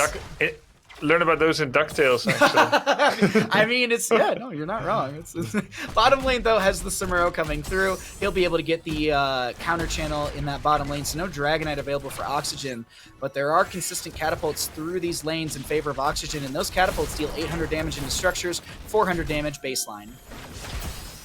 Wait, right. Oh, it's a clone. Okay, so we get the top back for Oxygen as they are zoning mid. They have top so that they can push out top a bit. Bruiser camp, the wave, maybe another wave. Just create a bit of space because there's still a threat. All right. This game has been leading up to for a while now to an Oxygen victory, from what it looks like. Yeah. No chance in the team fight for WildHeart. But if you go core with Hive Mind, Zeratul and Samuro with insane core damage, Junkrat, very respectable, and then you Void Prison the defending team, and you go core via top, that can absolutely win the game. Samuro's job is to prevent Dragonite. Without Dragonite, Oxygen may lack the courage to go for core. A little bit of manipulation, a little bit of... And it really hurts here that WildHeart still has not taken down Midkeeper. That hurts them. It's great for Oxygen. Good job. Because that means they cannot beeline from bottom right to top left to go over the Bridge of Death and end via top. But there is a cheese possibility. It's not quite Juice Pirates, but they have the tools to do a very brazen, illegal core all-in by using Void Prison to circumvent defenses. Madara does set up for the stall onto the subjective phase, gets the insta-mount with the War Traveler. Bud's looking for a flank into the backline, gets a big cleave, has to blink back, Ball Lightning comes out, VP will be there, Bud's getting chunked for half their health. DK. Dragonite being channeled by the Samuro, gets the kick onto Heavy, but I don't think you're not able to walk towards core with this. While the Dragonite may deal... You kill Diva. Okay. Can you kill Diva? Killing the Diva. Heavy with the heal, the shield. Red Robo trying to get away. Bud's trying to get a bit of damage in, but he drops low, as does Madara. Madara left out in the middle. There's the cleanse and blink heal by Heavy. He goes through a mine, and he goes down as well. They could end via top. Oh my god, when Pitkit missed the ice wall, the raw ice wall, and they were starting to bait them, they were starting to run away. I thought Oxygen had a great situation. But WildHeart, with all their tools of chaos and confusion, even the panicked Void Prison, it all played towards this conclusion. As Samuro suddenly backstabbed the Dragonite, they've got it now. Another Ice Wall, not really hitting the mark, but there's so much damage on the core, can they get it? Unaverted goes down to the core defenses. Dragonite slapping for over 1,000 damage. Draded trying to defend with the Commandeer Odin, but I don't think there's enough to defend right now. That will be game number 2 over to the side of WildHeart with the unconventional draft. Well, I guess you'd say with a WildHeart draft and a WildHeart win. That was extremely well played, and I gotta get Mac's opinion on this one. This was a really good game number 2 on Dragonshire, but I want to hear what Mac's breakdown was after watching that game. Yeah, what an insane game. I mean, that is exactly the world that WildHeart wanted to live in, of, creating a situation where they do not lose so that they can create an opportunity to win, right? And we saw stall after stall, keeping the side of Oxygen from pushing and taking buildings, right? They get a DK mid, they push, they get no fort. Someone gets picked, I believe it was the Cassia. They continue to save their forts, WildHeart, right? And then we see, almost, I would say, a game-winning play happen in the top lane from Nasmus, baiting Zergling into kind of all-inning him, hitting that isolation with the Brightwing Z on the isolation, that poly follow-up. I mean, that Brightwing was a breakout hero this game, both against the Samuro and against the Zeratul, right? They're both characters that want to blink in, get really flashy, blink out before you can react. And, Brightwing's a character that shuts that down for a good 1.5 seconds, right? So just a really good character against them. The problem was, once WildHeart got control of the map, you just saw the side of Oxygen kind of sit mid, because it was like, hey, if we split, they're just going to all in us. They're just going to force a fight. We can't do that. We have to stay mid. And Grubby, you made a great point. You said they don't have the confidence to core, and I think that this was the misstep from Oxygen's side. They took bottom keep. They had a WildHeart stuck in their base, and they should have just hung out and thrown grenades at core, thrown Cassia Qs at core until they won the game. There was no reason for them to back up and give WildHeart control of the map again, because once they got in control, it was very hard.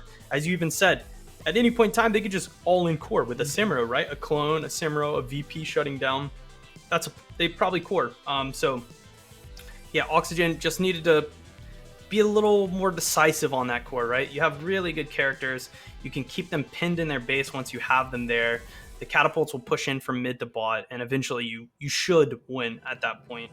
Unable to find that line, and WildHeart making a heroic play, getting the DK. The DK was the deciding factor. The DK was whacking people. I was surprised Turns out Cassia cannot blind the Dragon Knight in like a level 25 Dragon Knight, like 2 taps at Cassia. So yeah, really good game, really fun series. I'm looking forward to what we got in store in this next game. The next game is already getting ready, but unfortunately we are going to have to take a small little break to let these players stretch their legs and, well, prepare for this map number 3. We sit 1-1 WildHeart versus Oxygen Esports, and we will be back in just a few minutes with more HeroesCCL. Don't go anywhere. It's been an exciting day.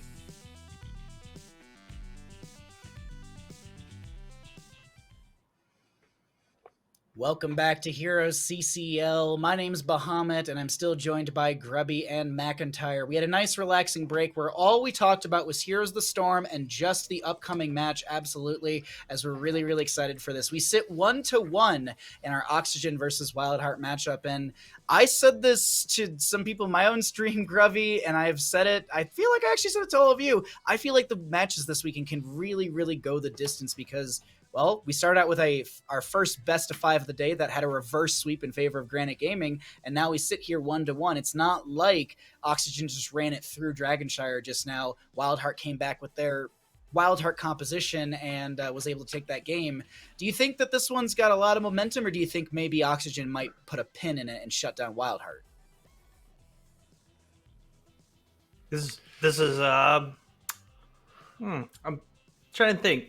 Mm-hmm. You know, the series is an interesting one because Oxygen, in my opinion, should have won that last game. And if I'm Oxygen, I'm still feeling pretty good, right? Okay. I don't feel like, you know, WildHeart got creative. They definitely played their draft and won the game. But I don't think that it was because of my play, right? If I'm Team Oxygen, right? Okay. So I would say that they're still feeling like they should be in the driver's seat. It's more just, you know, will WildHeart continue to push forward now that they've got a win with a creative draft ready to go, you know, for whatever next map we may be going to. Well, on that note, actually, McIntyre, we can take a look at where we're heading to for map number 3. It's going to be the map choice of WildHeart, choosing to take us to Towers of Doom, which means Oxygen has opted for first pick priority as the losing team in that last Dragonshire map. Going into Towers of Doom, Grubby, I mean, I ask for expectations all the time, but I mean, can you even really set expectations with Oxygen and WildHeart? These two teams have been drafting insane compositions like we just saw in Dragonshire. Yeah, we've seen a Cho'Gall ban, and we've seen an Abathur Samuro in the first half of the pick of the draft. And I think that's the surprising part about that one, and it winning and no healer comp. So definitely can't predict what's going to happen on Towers of Doom. Yeah, I mean, we could see Stitches. Yeah. I just don't know what these teams are looking at because their preparation is extensive. Mm-hmm. And we've had 2 weeks off from HeroesCCL for these teams to practice since there was the Memorial Day weekend in the United States last weekend. So with that, there's just more opportunities, more scrim time to be creative and time to create something to catch the enemy team off guard. But we're here into map number 3 and our second best of 5 of the day with Towers of Doom and Oxygen on the left-hand side and WildHeart on the right. Uther ban to kick things off. I feel like that's pretty standard going into WildHeart. WildHeart really likes running that main tank Uther, McIntyre. Yeah, they continue to target ban it. It kind of shuts down again that draft that we were looking at game number 1. Ball has a hard time. You know, a lot of the ranged assassins have a hard time if they just get bursted out. And Uther's one of those characters that keeps them from that from happening to them. So I like that a lot. And the Lucio ban as well. This strategy from Oxygen, just going to choke out a lot of the supports, go Lili afterwards themselves. Very, very solid Smart direction so far for their draft. You know, Third best. Was that? The third best after Uther and Lucio. Exactly. We obviously are forgetting Stukov being an automatic win. But yeah, definitely on the list of best supports in the game. But yeah, it's an interesting map. I was actually going to even highlight, we haven't seen Medivh today. Obviously, the two teams played before, Chili Mountain and Granite. I don't know if they're necessarily Medivh teams, but we do see the ban and the Stitch's first pick. That's how good that character is on this map. So Medivh is gone to save someone from Stitch's hook, as are Lucio and Uther, who are really good at that as well. That really only leaves Anduin as the very clear, like, I'm gonna yank you out and save you, but then you would give up Stukov.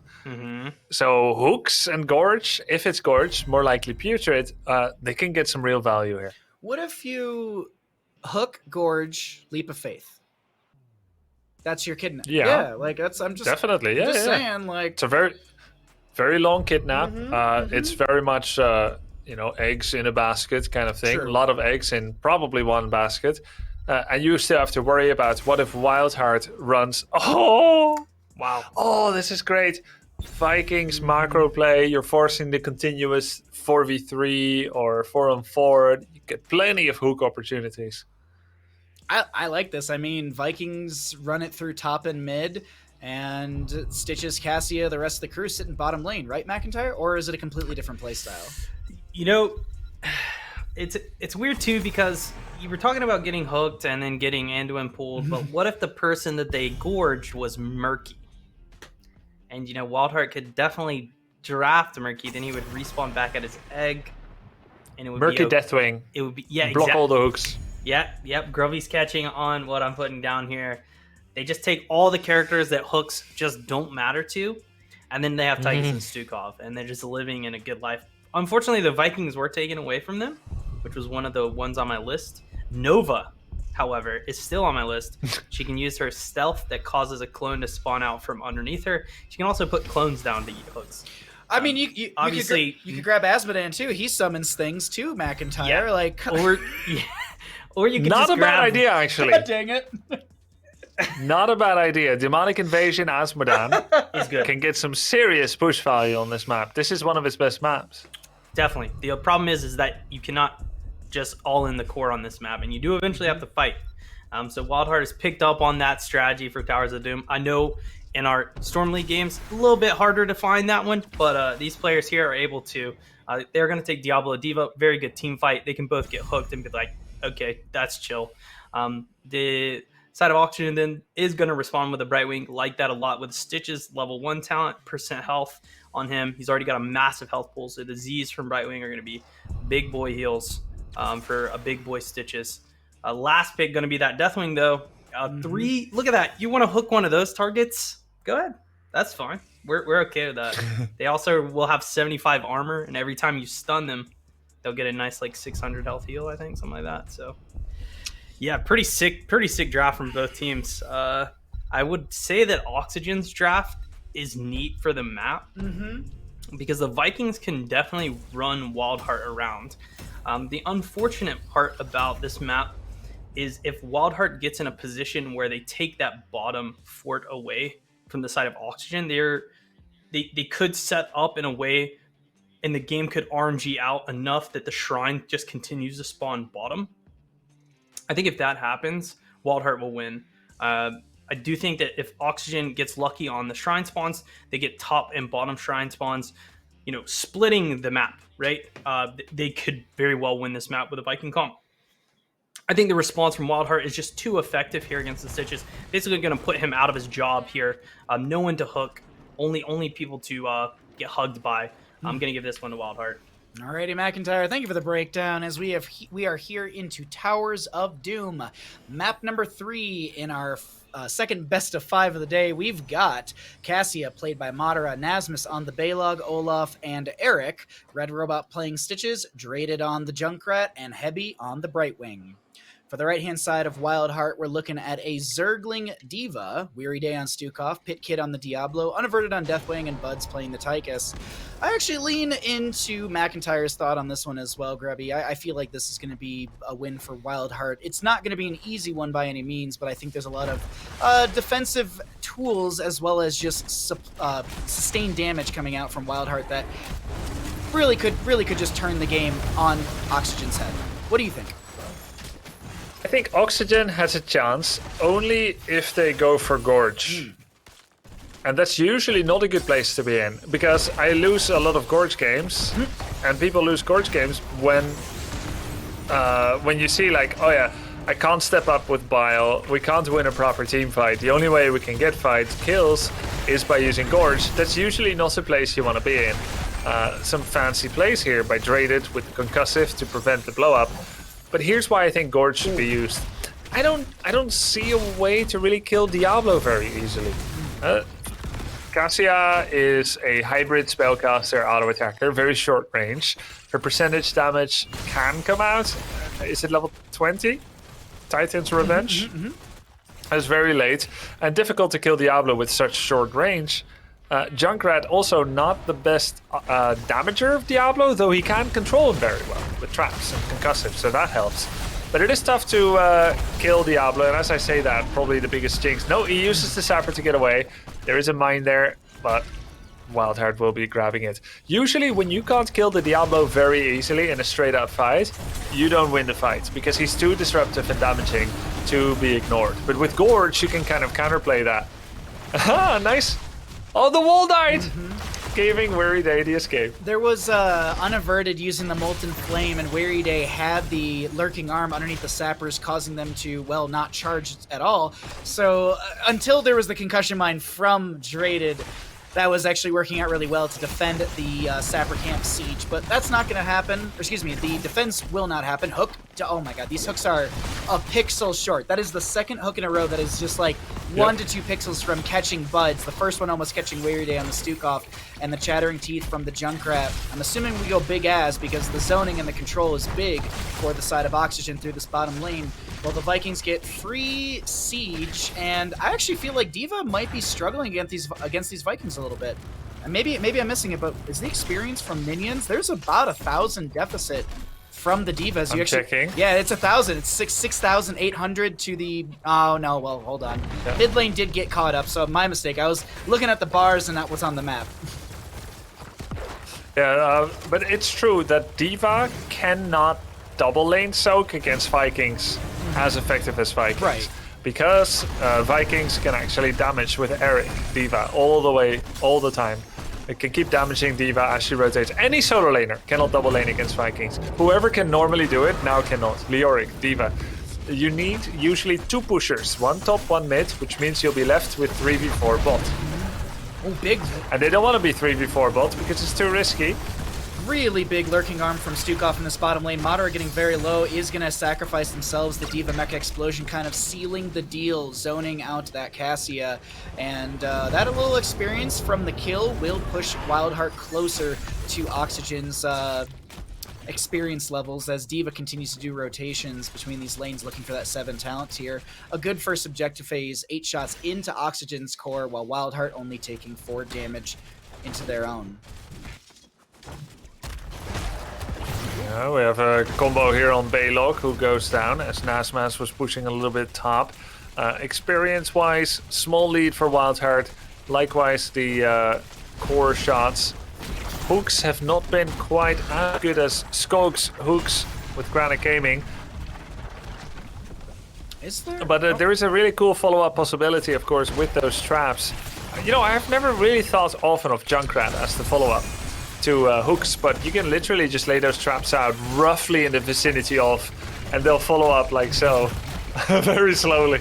It just went over the sky. Did you see that? I did see it. It was just kind of hugging around it. Then I was like, you know what? I'll just chatter my way over the over the actual objective terrain that you can't technically pass. Hook will connect onto Weary Day. Polymorph will be out from Heavy. Concussion Mine to split Buds.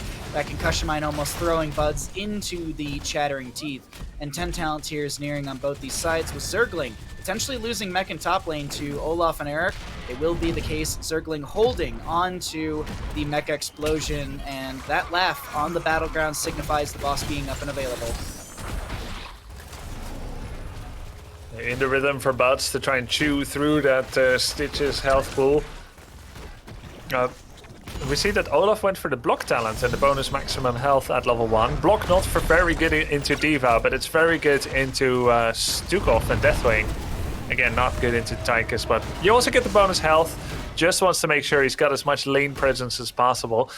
As we have the double altar phase spawning, WildHeart grabs one already in the south side, and now they're going to fight for center.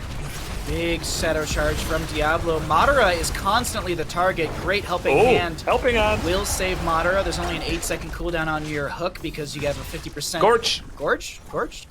Yeah, he picked it. Oh, that's a Deathwing getting hit by a hook, so Buds should have the channel. No, Eric is going to be so swift, so brave. He will stall things out, but Diablo shadow charges in. That also will give Diablo 10 souls from that Eric kill, so he finishes out his Black Soulstone, but D.Va gets pushed over the wall. The Gorge is going to be there. Is D.Va able to make it out alive? No. Zergling on the left side of our screen will go down to tower shots. Riptire from Junkrat comes out as well. And we have still the objective phase up with 10 talent tiers through on both sides. This is looking like 4 shots should go into WildHeart core. I don't think they can do much. Oh wait, Deathwing does take flight, so he should have Skyfall to stall. Yeah, there was a spin to win. Vikings interrupted themselves. Is there a Skyfall? Yep. Yes. The stalls will continue over and over and over, and we'll actually buy time for D.Va to get back. And we're still sitting on a loaded gun here. Pitkit has his Apocalypse combo, ready to blow anyone up if Cassia or Junkrat gets too nearby. And Stitches effectively now is not much of a tank. No Bile, Court still on cooldown, does get the hook though! Polymorph, Ball Lightning, enough damage into Diablo. He's not able to use the Sapper Camp this time to get away. And Soulstone reset for Diablo. Nasmus going for the channel. He did interrupt himself once again because he was using that spin to win against the D.Va through mid lane. And Nasmus keeps canceling himself constantly here. I don't know if it's intentional or not, but Heavy says, all right, don't worry, I got the channel. Yeah, for BM. For BM, no, he had to use the running in the center lane. Go. And yeah, you can't. Yeah, go. You can't target only a single Viking. So there's a Gorge on Tychus. He takes a lot of damage, but he will be getting away. Has 75 physical armor as well. That has now passed. Funny fact, Deathwing can eat the traps. Oh, concussion! Oh, there's a concussion there. Buds just happens to walk over it, being like, Junkrat will never see me walk over this. Well, yeah, they absolutely Spoiler? did. Spoilers. Yeah. Ooh. He does. Stitches just finished the hardest questinton in the game, Grubby. Yeah. Almost as hard as Bile Drop, except it isn't. Just get to 13. Very good job. By Stitches getting that talent in.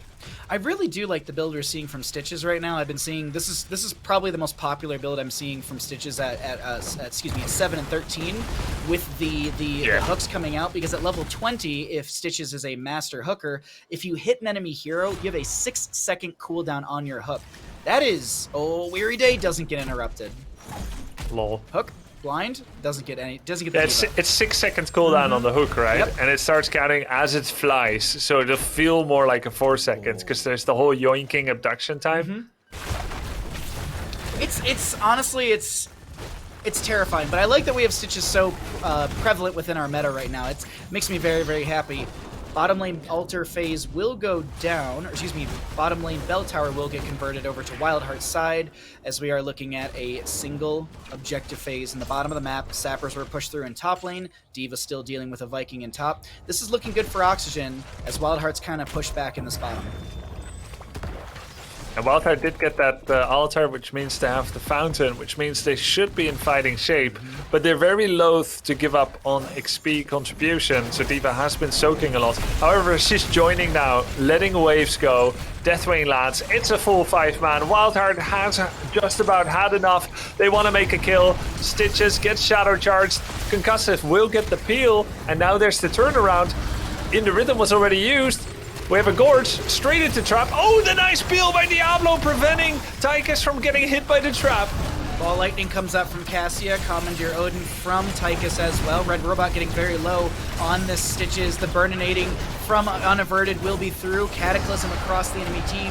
We're looking at a D.Va mech for a Stitches, but the other thing to note, while all that was happening, a single Viking sneaks the channel, and we sit at 28 to 28 in core HP. Oh man, that always happens. Like, I wasn't even looking at it. I didn't either. Even as a commentator, we were tunnel visioned. All of a sudden I hear the bell towers ring and I go, oh, I guess someone got the channel, and I see blue missiles going across the screen. I'm like, apparently a Viking stole it. That's my best guess in that situation. Yeah. Well, that's the trouble of going up against Vikings.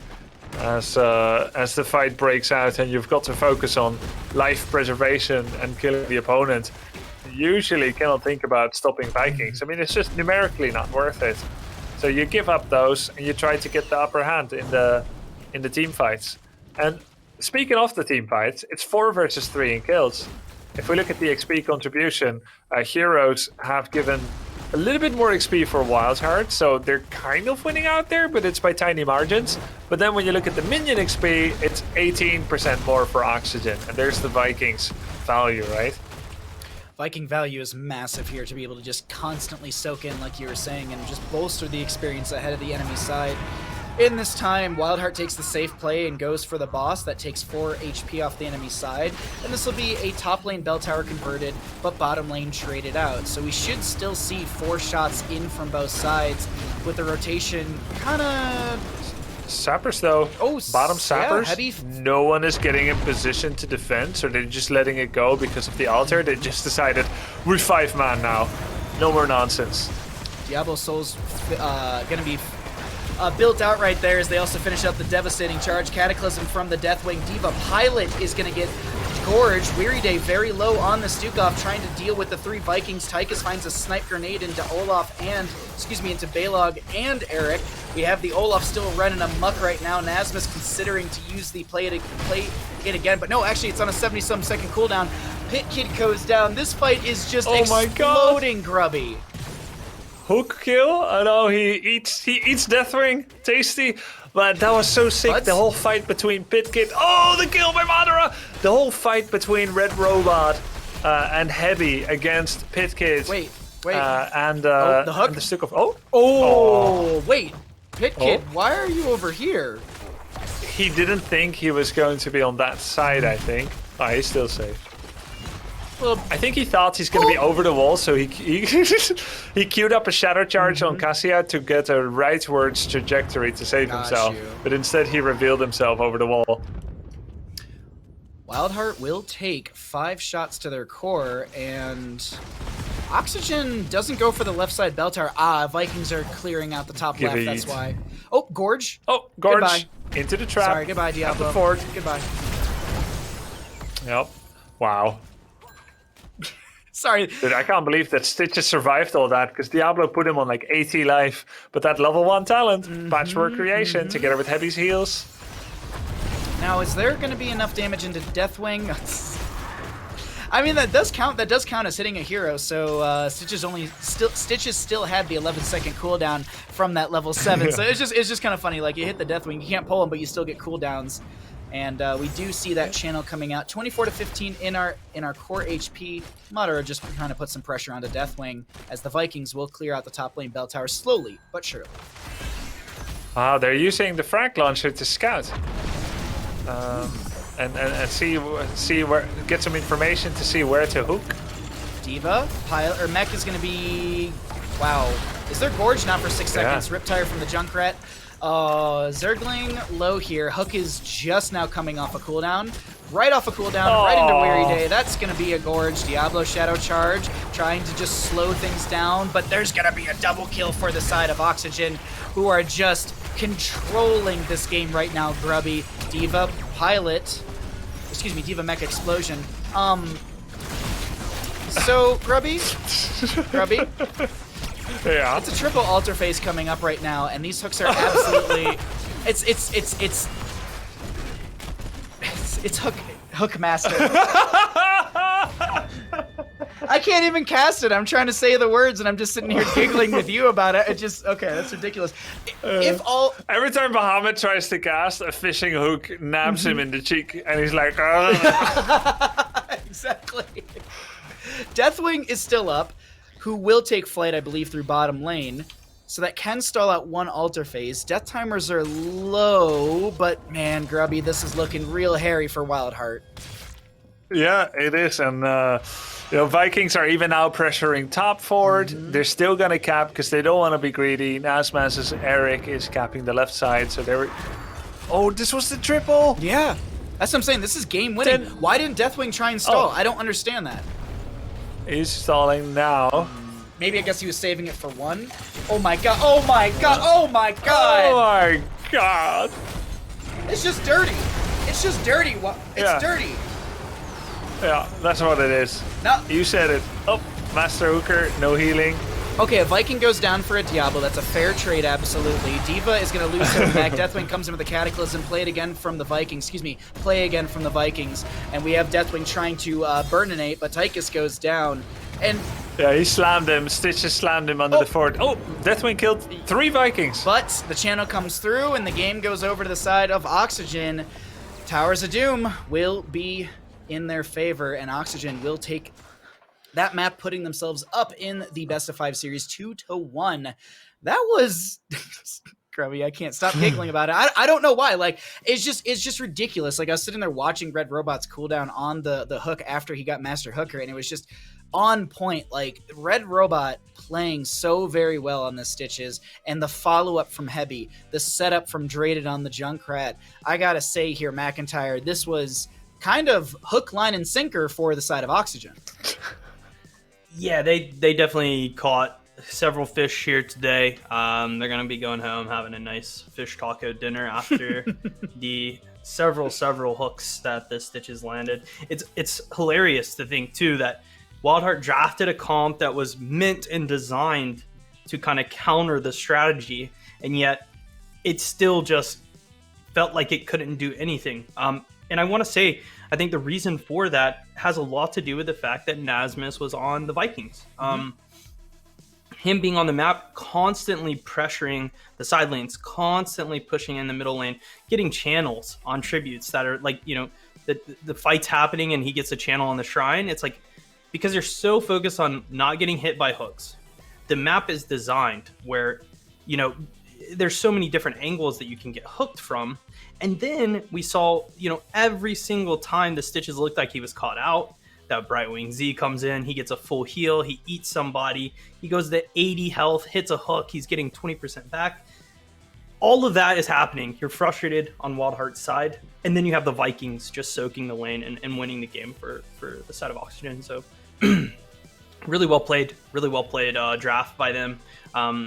It turns out if you draft a bunch of bodies to eat hooks, eventually a hook will hit, right? And you'll get the one that you want to bite.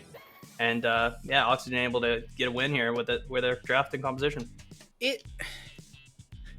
I can't stop laughing about it because it was just so ridiculous how well Oxygen played that hook single target blow up composition from basically level 7 on. I would even dare to say actually it probably was more around 13. Like the fishing hook buff that you get at level 13, that's what's making the joke that it's the hardest quest in the game because you just have to hit 13.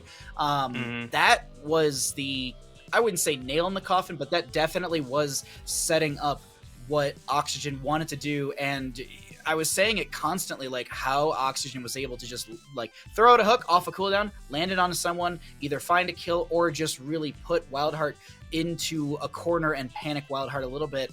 We had an insane Towers of Doom game. I want to go ahead and take a look at to where we're going for map number 4 and our second best of 5 of the day. And I want to discuss this next map and see what our playstyle could be. WildHeart will be choosing to take us to Battlefield of Eternity. WildHeart was the losing team, so WildHeart opting for map pick priority in map number 4, giving first pick over to Oxygen. Grubby, do you think this is going to play into WildHeart's brawly playstyle? Is that the reason we're going to Battlefield? Or do you think that WildHeart maybe wants to slow down this global or big map pressure that we saw Oxygen do so well on Towers of Doom with? Well, they did it pretty well themselves on Dragonshire, right? With Abathur Samuro. Though I would argue they were potentially in a losing situation when they had lost 2 of their keeps and through their scrappiness managed to bring it back. I think neither team has a reason to fear big maps or small maps in particular. At the end of the day, there's a bunch of maps left. They've got a plan here. I don't know exactly what it is, but I don't think it's the fearful Battlefield of Eternity choice that teams that are getting like outplayed on the macro level usually are. Though they don't have to worry about a Vikings ban. Definitely Nasmas's Vikings is a concern on some of the bigger maps. Maybe they don't want to waste a ban on it. That may actually play in a bit here. But if we go back to season 1 of CCL and we remember our sidestep kings, we had June run Vikings on Battlefield of Eternity I'm just saying, like, Did that work? I don't Yeah, remember. I actually do not remember. So that is maybe a little bit of a moot point. Chat who has a lexicon of all of these games, I'm sure will be able to answer that one. But memes aside, I do think this will change up the play style a little bit, and maybe that's what WildHeart wants here, is that it's going to be more of a play style that they can, I wouldn't say deal with, but manage a little bit better, potentially, McIntyre. Yeah, it's interesting to say. I mean, the map that we're going to, it's one that I think you can really run any strategy on. So all the games that we've seen so far are kind of, I don't know, it's like the drafts didn't really matter, right? It feels that way. Because of how different this map really plays from all the rest. It's like, you're good at Stitches, sweet, pick Stitches on this map, and it's like, it's not near as good as it is on Towers of Doom. Towers of Doom, you get to level 20. Towers of Doom, there's tons of little cracks and crevices where you have vision and they don't, right? BOE, sure, there's some angles, but there's not a lot of places, you hook somebody and they're trapped, or you get a gorge and you run them behind the wall, right? Like, these are all things that you would do there. Dragonshire, the Samuro Abba, super sick on the map, because if you hold top shrine forever, they can't get DK, right? Battlefield of Eternity, completely different. If you try to stall, if you try to look for picks, if you try to, I don't know, anything, right? The other team's going to eventually take the Immortal, and they're going to push down the lane, and they're going to take your structures, and they're going to get a level lead, and they're going to get the next Immortal, and they're going to do the same thing over until they win. Sure, there's different ways to take the Immortal on the map, and that's usually what we see on this map. It just depends on how these teams choose to do that. Oxygen could go Vikings. Nothing saying they can't. If that's their, if that's the strategy they want to utilize to take the objective, then so be it. I think it's a beautiful part about Battlefield of Eternity, to be honest. It's a really fun map. Unique. Sidestep did play June Vikings on BOE, but it didn't work against 30k last season. Rats, okay. I was hoping I could throw that out there into the ether, and it was like, oh yeah, that was a win, absolutely. But unfortunately, pro gamers don't stop trying something just because it didn't work once. That is so true. It's very, very possible. I'm thinking back to 5 years ago. I remember seeing NA teams playing Zeratul and Valera here. Glarung was playing like Zeratul or Valera, and that was your side soaker that would like pick up XP in lanes that most teams at the time were not picking up. Like Battlefield was like, ignore the 2 lanes forever, brawl over the Immortal. And then we started to see the macro plays, even on a small map like this. But McIntyre is right. You can't stall on this map. You'll just get pushed out by the Immortal. A first pick Tychus over to the side of Oxygen, and we'll see what WildHeart will be coming out with. I'm a little interested, as it's going to be pretty standard. It'll be a Stukov and a Hanzo. Neither team really showing any priority right now, Grubby, as to playstyle for the map, whether it be control, dive, even just full-on race, because so far it's just been no show from either side. What do you think about these next 2 picks coming in, or potentially the picks that will be had? Well, I think Tychus is a great pick here, by the way, but we don't usually see him first picked on BOE. Definitely not in Storm Lake. People always thinking of pure race, which is a bad way to play the map. It's all about the team fight, which makes Tychus great. Sonya, good race, solid side laning. Urel's gone, so we see a bit of a prioritization on solo laners by Oxygen, which leaves perhaps worse racers. Like, you can go Diva. I think, like, if WildHeart picks up, say, Diva Garage, I think that's a great pickup for them. Garage, one of the, I think, top 3 tanks into Tychus. But then you wouldn't ban Diablo, though. No. Wonder why we're considering the Diablo. I think it's not Garage, because then you wouldn't ban Dibbles. I think the Diablo ban has a lot to do with the Tychus first pick, right? The Tychus, by taking it, they're saying you can't go Diablo effectively against us. And WildHeart saying, you're right. Well, we don't want you to have it because our draft is not very good against it either. So they banned it out. And the Diva ban is really good. Grubby, you picked up on it. It's a great character. just on this map in general. Very good at controlling space. Bomb gives you, just even if it doesn't hit anyone on their team, it gives you that 3-4 seconds of autos on the Immortal, and then the damage at the very tail end of that. So really good on the map. But I mean, I would say WildHeart right now is leaning into the poke and posture, while Oxygen's kind of committed to kind of going all in. They took the Sonya. Not really sure about a 2-3 Sonya on Battlefield of Eternity. It's a bit early to jump the gun, especially against. It's very solo laney. Like they're just completely trying to squeeze the solo lane role. Yep. And are they going to get punished for it, right? Because now it's looking like WildHeart's side, they're drafting nothing that Sonya can really deal damage to. I am really excited about this last pick. I hope that it's Draded on Genji. I hyped Draded's Genji up a lot. I used to play against it. It was his best character at the time. He has been playing a lot of Tychus in this series, so it wouldn't be a surprise if he does stay on it, but I would love to see the Genji played by Draded. And Blaze going to be that last pick. Good character for Sonya to auto attack for sure, but again, all I think this Blaze will do, oil spill on the Sonya, Li Ming and Hanzo are going to poke her out. She's going to have to push in, go forward. She is kind of paired with some really strong, aggressive characters, though, with the Muradin, with the Genji. They're going to be pressing on top of WildHeart. So the Blaze is also a good way to stop that from happening. You can bunker, you get a good charge, maybe to stop the all-in.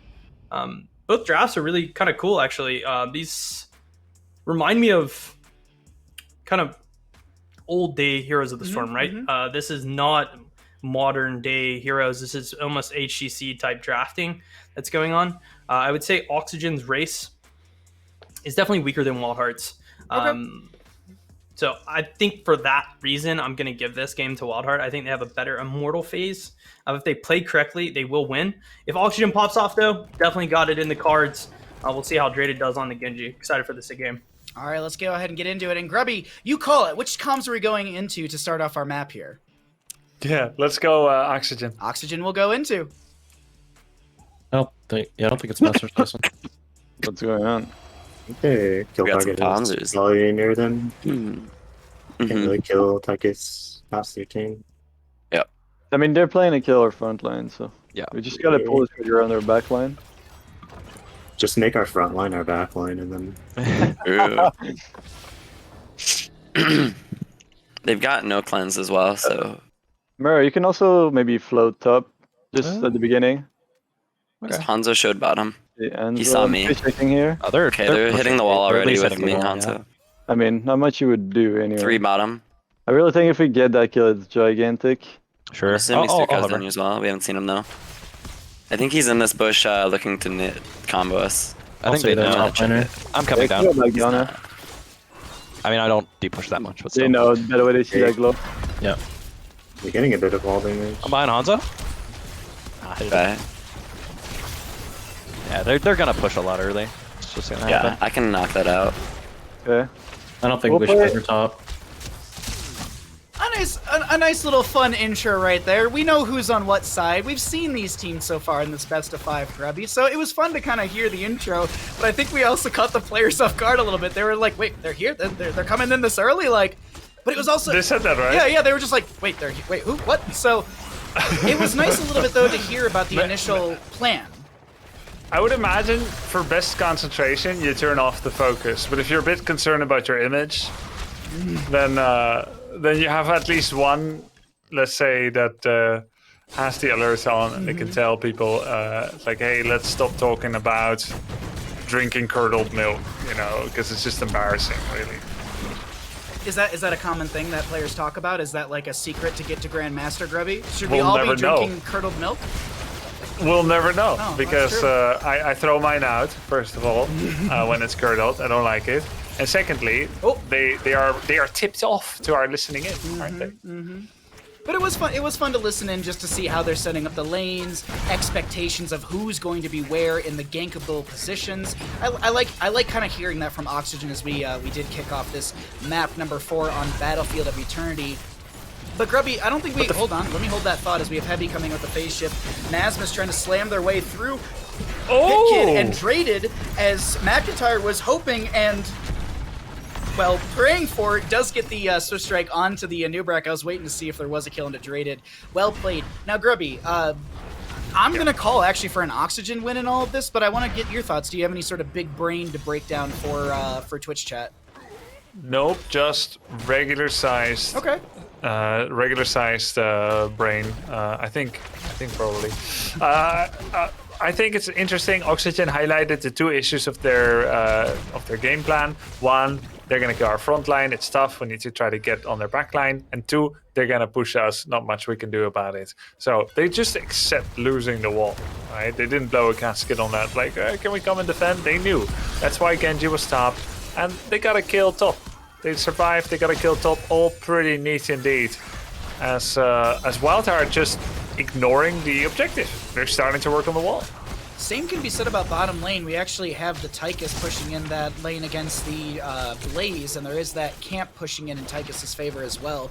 So we'll see if that got any realistic value for the side of Oxygen. WildHeart, as you were mentioning, continuing to do this top lane poke push on the front wall, while Red Robot on the Muradin is throwing in Stormbolts. Did go into the Sledgehammer at level 4. Not only do you deal 350% increased damage to non-heroic units, so basically anything but a hero, but you also gain an additional stack on your baseline quest when you hit a hero with that Stormbolt. So it's a quick way to finish out that baseline to get the auto attack cooldown reduction as well as the piercing value from said Stormbolt. Yeah, which is why he's always got even numbers on that quest, until I suppose you get a kill where it counts extra, right? Yeah, because I think you get 3 off of a kill within like X amount of seconds from the Stormbolt connecting. Brightwing pushing out top, and Sonya actually is hard pushing bottom lane. I don't know if she was grabbing Soak, or I think she was pushing onto the keep front gate, or the fort front gate. Nasma's doing a good job of finding 7 talent to your advantage, and the fight will break out here, Grubby. Yeah, then they're hitting on that back line. Sonya getting double slam on that Hanzo as the defense has begun. Red Robot stays in the anchor position and it's representing, hey, maybe my team is with me. WildHeart calls the bluff though. They've also shown up in force, so there's no fear. They get the final shots, they start the 50% mark and are actually looking to get a Nasmas kill. But Heavy with the Brightwing on time again becomes the new target, but has spell armor to stay alive. Nasmus and crew are looking to defend around their Immortal. Big spear in from Sonya. A Nubarak does go down. Another kill over to the side of Oxygen. WildHeart have to back off, lick their wounds. And actually, I wouldn't say lick their wounds, just poke at the Immortal phase. Sonya and Tychus to go to the left-hand side and start chunking into this Immortal. Oh my god, is that a lot of race potential. Traded, threatening in the backline, uses the agility to avoid some damage right there. The lurking arm dealing a lot of damage. Murden goes down. The Immortal race is bopping between both these teams. Close. And it's going to be 1,433 shielding for the side of WildHeart, who gain first Immortal of the map. Very, very close indeed. Victory for WildHeart. A little bit down in experience, but not by much, especially if Oxygen is unable to pick up the remainder of those mini globes in the lane. So fairly even. Let's see how quickly they can take down the Immortal. As Tychus with his grenades, Sledgehammer Muradin. Oh, blocked by a Beetle. Kit in all the right places. Red Robot gets the Dwarf toss over the fort for a little extra armor as well from the level 1 Dwarf launch. Or excuse me, from the Dwarf block, my apologies. And we're going to find still even levels between both these teams. Sonya is in the bottom trying to split Soak as the fort in top lane does go down. But it's Battlefield of Eternity. The fort, it's yes, you do have periodic catapult pressure, a little passive experience gain. But I feel like it's not that big of a deal as the mass rotation in the bottom lane will come out. Sonya feels a little threatened. Yeah, it's funny, like, he could get dove under his fort without backup, but he was actually positioning in a place to cut off WildHeart's retreat, knowing his team is going to come over. Heavy's heal is going to be too late. Just a hair of a second late, but once again, the trade is found through Draded with this Genji. McIntyre sung the praises of this, and I haven't seen it yet, but it is coming in clutch when necessary, and I think that's exactly what Oxygen wanted with this. Yeah, Draded or traded, right? As he kills out another there with the Nubarak having used his Burrow Charge. Level 10s apiece. We have Haymaker, we have Leap, we have X-Strike. Haymaker's the playmaker. It's an aggressive setup here for Oxygen, not going for the sustain. No Avatar, Wrath, and Dragon Blade. No, this is full balls to the wall. Oxygen is looking to fight over this. Oh, no Haymaker. Big arrow from Hanzo. There's a leap in from the Sonya. The Tychus gun is going to go in front of our screen. Next strike from the Genji will be avoided, but there's still a kill onto the Brightwing, a kill onto the Tychus. Draded will go down to the Hanzo. Red Robot is going to throw a Stormbolt back and survive. No, they won't, as Anubrak reads the burrow charge perfectly, and WildHeart find a quad kill as well as a fort through the bottom lane. Wow, that cocoon, I mean, it's not hard to press cocoon on someone. You click and it lands. But that cocoon just won that fight big time. Because the way that Red Robot was thinking is he's going to Haymaker Nubrak off the point. It's going to create space. Then they're going to leap in. They're going to X-Strike. And it's just going to be great. It's going to be great. But that didn't work out at all. The arrow hit Tychus from unaverted. The cocoon zoned out Muradin. And then the leap really lacked serious threat. They got a kill, but they got wiped in return. Great place for Hanzo to fight as well, by the way, with the scatter arrows. So they got to choose their fights very carefully against unaverted Hanzo. It's lethal. Leap is up and it's gonna miss right there, but the target will still be found. I lied. Unaverted gets the agility over the wall, and Unaverted rips an arrow back into the enemy team. Commandeer Odin does come down from Madara. A lot of almost low... the Haymaker. I know, the Haymaker almost colliding into the enemy team, and that would have actually supplied a little bit of damage because knocking the target back, hitting enemies in the way for 491 damage, and it just, you would have had colliding damage, I believe, from the Haymaker, which should have maybe found the kill, but it's not. Oh, definitely. It's like 500 damage. It's close, but it's not enough, and we continue into our objective phase with Tychus getting dove on by this Anubrak, who is just being counterplayed as well. Sonya finding so much damage. Madara so very low is able to back off. The bunker comes down from the blaze, and that bunker is supplying more than just defense. It's going to be able to burn down the Immortal and almost get the kill on the Madara. Hey, I've never thought of Blaze as a safe poker to finish off an Immortal, but it's so true. Really sick. Oh, leap on the Nubrak. Pitkid. X-Strike comes out. Deflect is going to be there. Flailing Swipe actually saves Draded, but still, Madara goes down on the Tychus, and second Immortal phase, second Immortal phase will go over to the side of WildHeart. Belith pushing in through bottom lane, threatening a keep front gate with over 50% of shielding. But Hanzo is owning here. He was middle of the enemy team. 1v4, gets a kill, jumps out. Hello? It seems illegal, but apparently not. Unaverted is destroying. There's the Haymaker on the Nubrak. I mean, he's got burrow charge. Yeah, it's not making the plays that Oxygen is anticipating, but Immortal will move in towards the keep through bottom lane, slowly losing its shielding. Commandeer Odin poking at this, but Hanzo has some scatter arrows to poke back. 13 talent to advantage over to the side of WildHeart, and this is WildHeart pressing onto the keep through this bottom lane, maybe even pressing onto core as the cocoon will expire. Follow up. There's so much damage onto this Muradin, but he gets the phase shift in time from Heavy. Bud's trying to get away. Bunker actually. Oh, he gets pushed out of the bunker. Madara chasing. Arrow miss.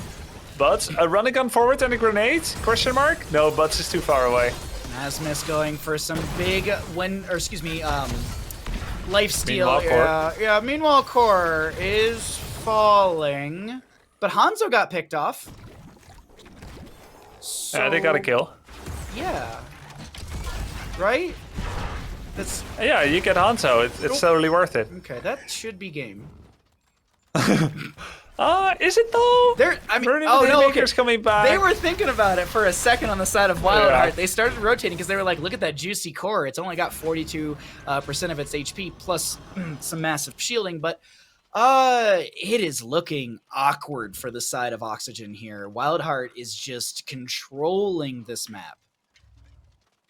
Yeah, not. I mean, yeah, they're they're trying to get reach on the backline, right? I get the leap. They need to get to Hanzo or Ming or they will get poked out. Blaze is creating this massive buffer that is hard for Oxygen to get through.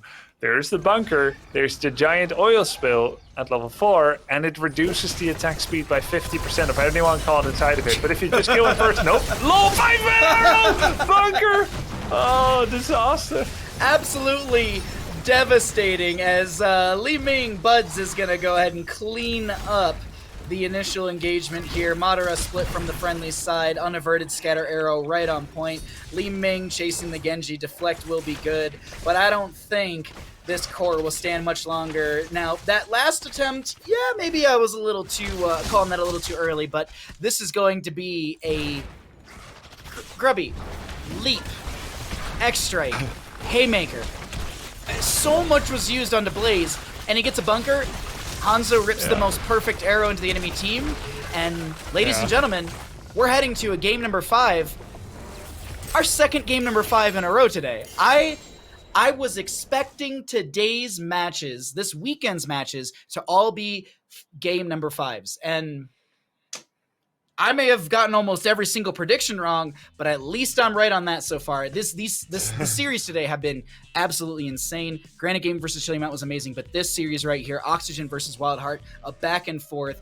McIntyre, what are your thoughts on that? I think that was like a sub 14 minute. It was like sub 14 minutes on Battlefield of Eternity.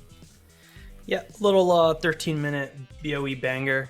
Typically led by, an early objective leading to an advantage that continues to maintain throughout. I think Oxygen lost that first objective. Their race is not as good. The side of WildHeart just has better damage. They had a really good positioning as well on that first Immortal, so they just got like the first 50 for free, I want to say, even. And this is what leads, Oxygen to, we have to fight, we have to go after them. But they're a pretty weak early game. Sonya, again, one of those characters, not that good early. So, forcing forward, that only puts them further behind. And because of that, they were unable to kind of manipulate WildHeart's movement on the map. WildHeart could posture around the objective the way they wanted to. They could poke, they could put some damage on them. And, it really felt like the hand was forced by Oxygen. Once they hit 10, they had the Rooks, they had the leap, they had the haymaker. They had to go all in, make plays happen. We even saw Sonya leaping and just completely whiffing. But that was enough of a go button that we saw a light there for a second. It was like, they may kill somebody. They may get the Hanzo here. And it was like, never mind. Just barely getting away. But just that leap itself, they had to go. Oxygen had to force fights whenever they could, whenever their heroics were up. But, WildHeart held. It was not enough. I think one thing we learned again this game, it's that Stukov wins games. I feel like with him supporting that Hanzo and just those team fights, tons of good combos from Weary Day throughout the game. Silences were on point, keeping people alive when they were getting all in. And then obviously that insane bunker there at the end. Love the Blaze mechanic. If you press bunker, then get stunned, you still armor up in your bunker. It's the reason why I don't take Unstoppable at level 1 on the character, because he kind of has his own Unstoppable in itself. Getting into the bunker, 5-man arrow connects, super sick combo, and then cleaning up, getting the Immortal and winning. Really clean game from WildHeart, and now game number 5. What can we say? What can we want more than 2 best of 5s in one day? Who knows which direction this series will go?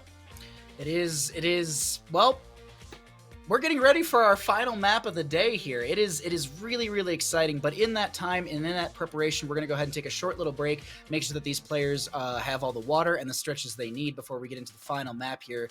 In that little break time that we're about to take, I encourage you to hit !prize pool to check out the custom Matcherino page. We're at $11,051.62 because of your support. So thank you all so much for supporting HeroesCCL. We'll be right back with that final game of the day, Oxygen Esports versus WildHeart Esports. We'll see you all in a few minutes for that last map.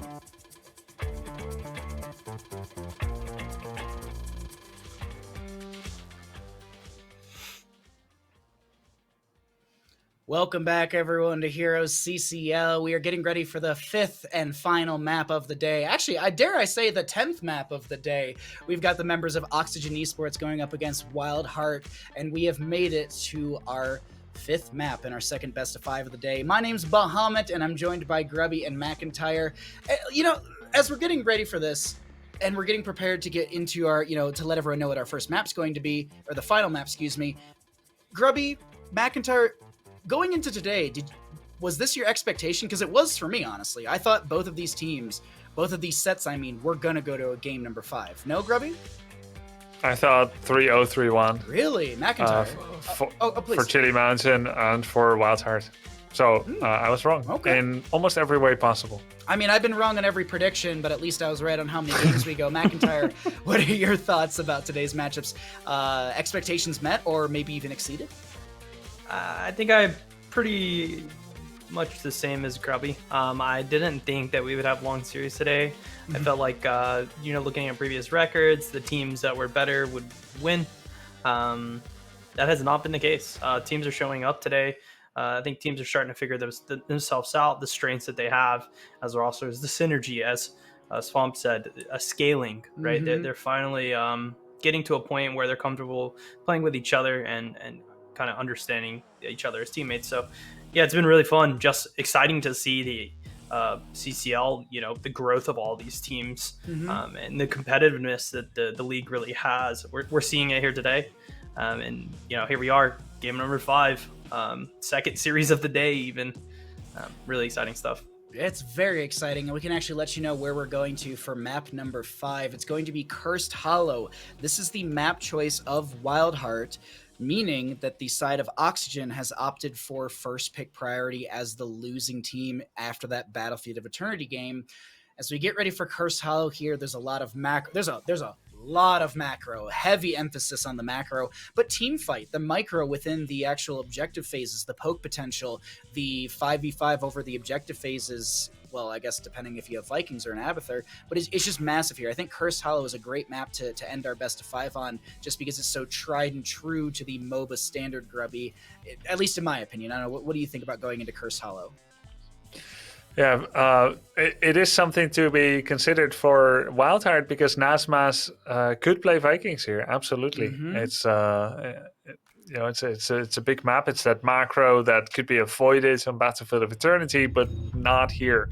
And while both teams are good at it, we could see some Abathur play, Abathur Samuro play coming out from WildHeart once again. Vikings is possible, and generally among the two XP monsters, Vikings does it better. XPing.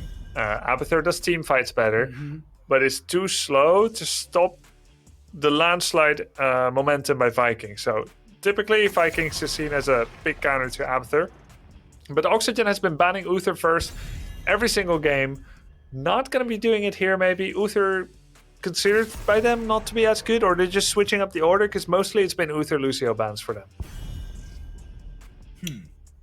We'll see. What do you think, Mac, please? The map, I feel like this is one of the ones where you're like, yeah, sure, you can take Uther. That's fine. Like, we'll just run him around in circles. Maybe not. Oxygen is deciding that it's worked for them. They're confident in it, so they're going to continue to ban out these two supports. And WildHeart not confident in playing against that Vikings, going to ban it out. I think it's a smart decision. As you said, this is a map that Vikings can definitely be activated on, and having a player be able to play it, as well as Nasmus, something you just don't want to play against. This is a great map for Zeratul. This is also a great map for Brightwing. And as we saw in that Dragonshire game, Brightwing is very good against the Zeratul pick. Also very good against the Samuro, if you wanted to go that route as well. So I like that first pick, Brightwing, just kind of covering the bases on dealing with the split kind of invis characters. And we see the Stukov, Cassia. I think this is an incredibly strong 1-2. Really can go any direction with them. These two picks, Stukov, Cassia. Yeah, the draft is very open for WildHeart as Oxygen picks up their 2-3. Kind of feel like it'd be not imperative, but I feel like it'd be very beneficial for either side to go into like a Falstad for gust control into boss, or even just to gust away bad engagements, or even set up good ones. The hammering poke potential could be massive. I don't know, Grubby, I see you pondering over there. What are you thinking about for this Cursed Hollow map? Well, with Brightwing and Junkrat, they have 2 elements of their successful Towers of Doom draft. But Vikings is missing, so they can't be it. And what's the closest thing to Vikings? A Cho'Gall. I get it. Yeah, no, I get it. Yeah. Enhanced agility, the Haka can do a lot of double soaking. This could be Stitches. Of course, Cassia's gone, but it can be something else. It could be like Stitches and some kind of... Is Tychus still here? Yeah. Stitches, Tychus could be fine for Oxygen, and then they've got like another solid map control, gorge pickoff kind of comp on a relatively slow map, where it... No, they ban it. Well, still makes sense, because Tychus is getting into Stitches, yeah. Definitely. But does that make WildHeart... is that saying like, oh, we're gonna play Uno next, and they're like, Uno, you know, they just play it as well, right? Like, I don't know. Do they that just game, take so the Stitches now? They don't. They take the Abathur instead. Okay. So the Stitches is up, Grubby. It looked good. Diablo or Stitches is usually what you broadcast when you ban Tychus. I'm feeling the Stitches here, and then you could still go. I'm not sure anymore with the Abba, because now like WildHeart, they're not weak into Gorge. They have Dwarf Toss, Symbiote. It doesn't feel as weak into it. Yeah, I think that makes a lot more sense. Just heavy push. Maybe they did have that in mind and then just switched away from it, and now you have like basically 5 pushing heroes, which is really nice into Abba. You want to get early advantage. This could be a Zeratul coming up. Ooh. False Dad is a good one as well. Just play the map. What about? Oh yeah. I was gonna say Jaina because she's a good clone target, but I just feel in our they need a mage meta. It's just Grey not main. good. And then you also still need a solo lane. It's just so awkward. They need a mop. Okay, there's their mop. That's what they've decided on. I think it's pretty good. What's a mop? A mop? It cleans things up. It's a thing that you stick into a bucket of water. I know. Yes, but no. Yeah, I mean, terms. If it's like there's an old YouTube video on my channel. It's called the Trash Man. Okay, and they needed a Trash Man in this case, and the Genji is exactly that. They need someone that will just go and just clean lanes up, get experience for their team, while the Cassia, Stukov, Murden just do their own thing, right? And they didn't have that. Zeratul's a great character at doing it. Genji's not too terrible with the Abathur hat.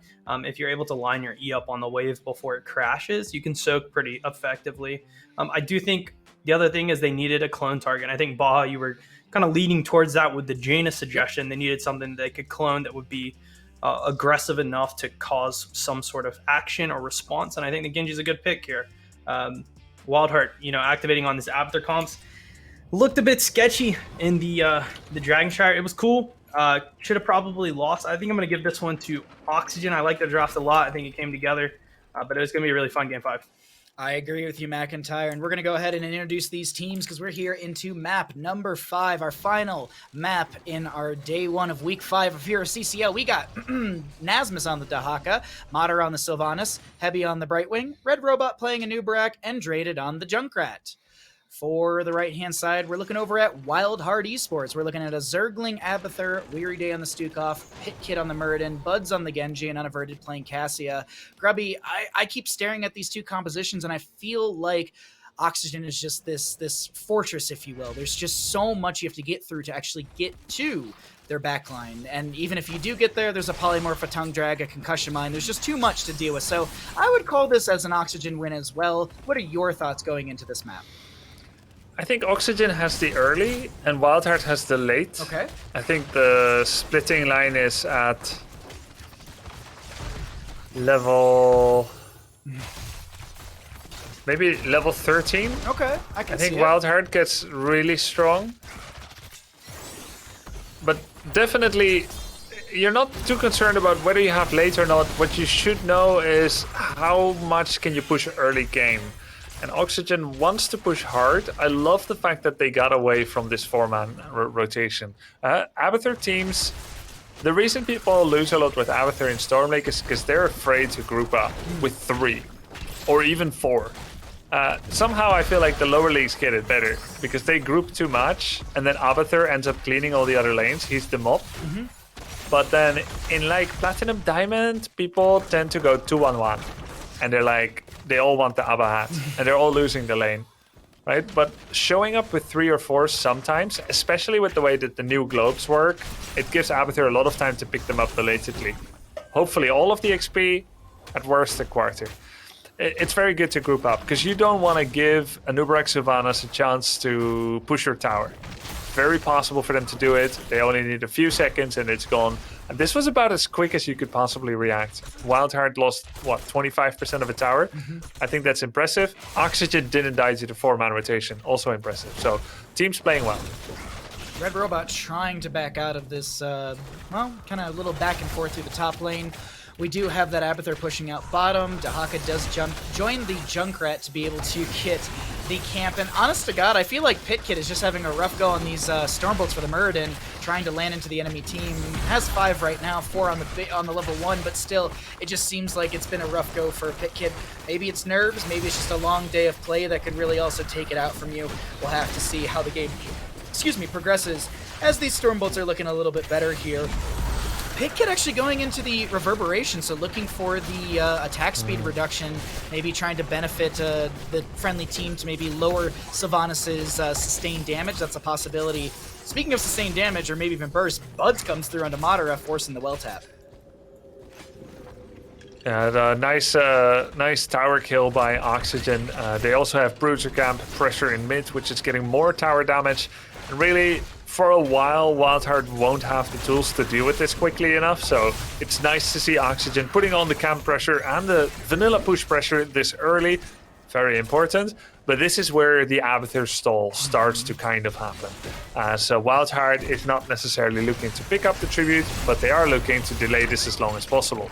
We have a 4-man by Oxygen against the 4, and Abathur can be here as well. Oh, there's the Haka!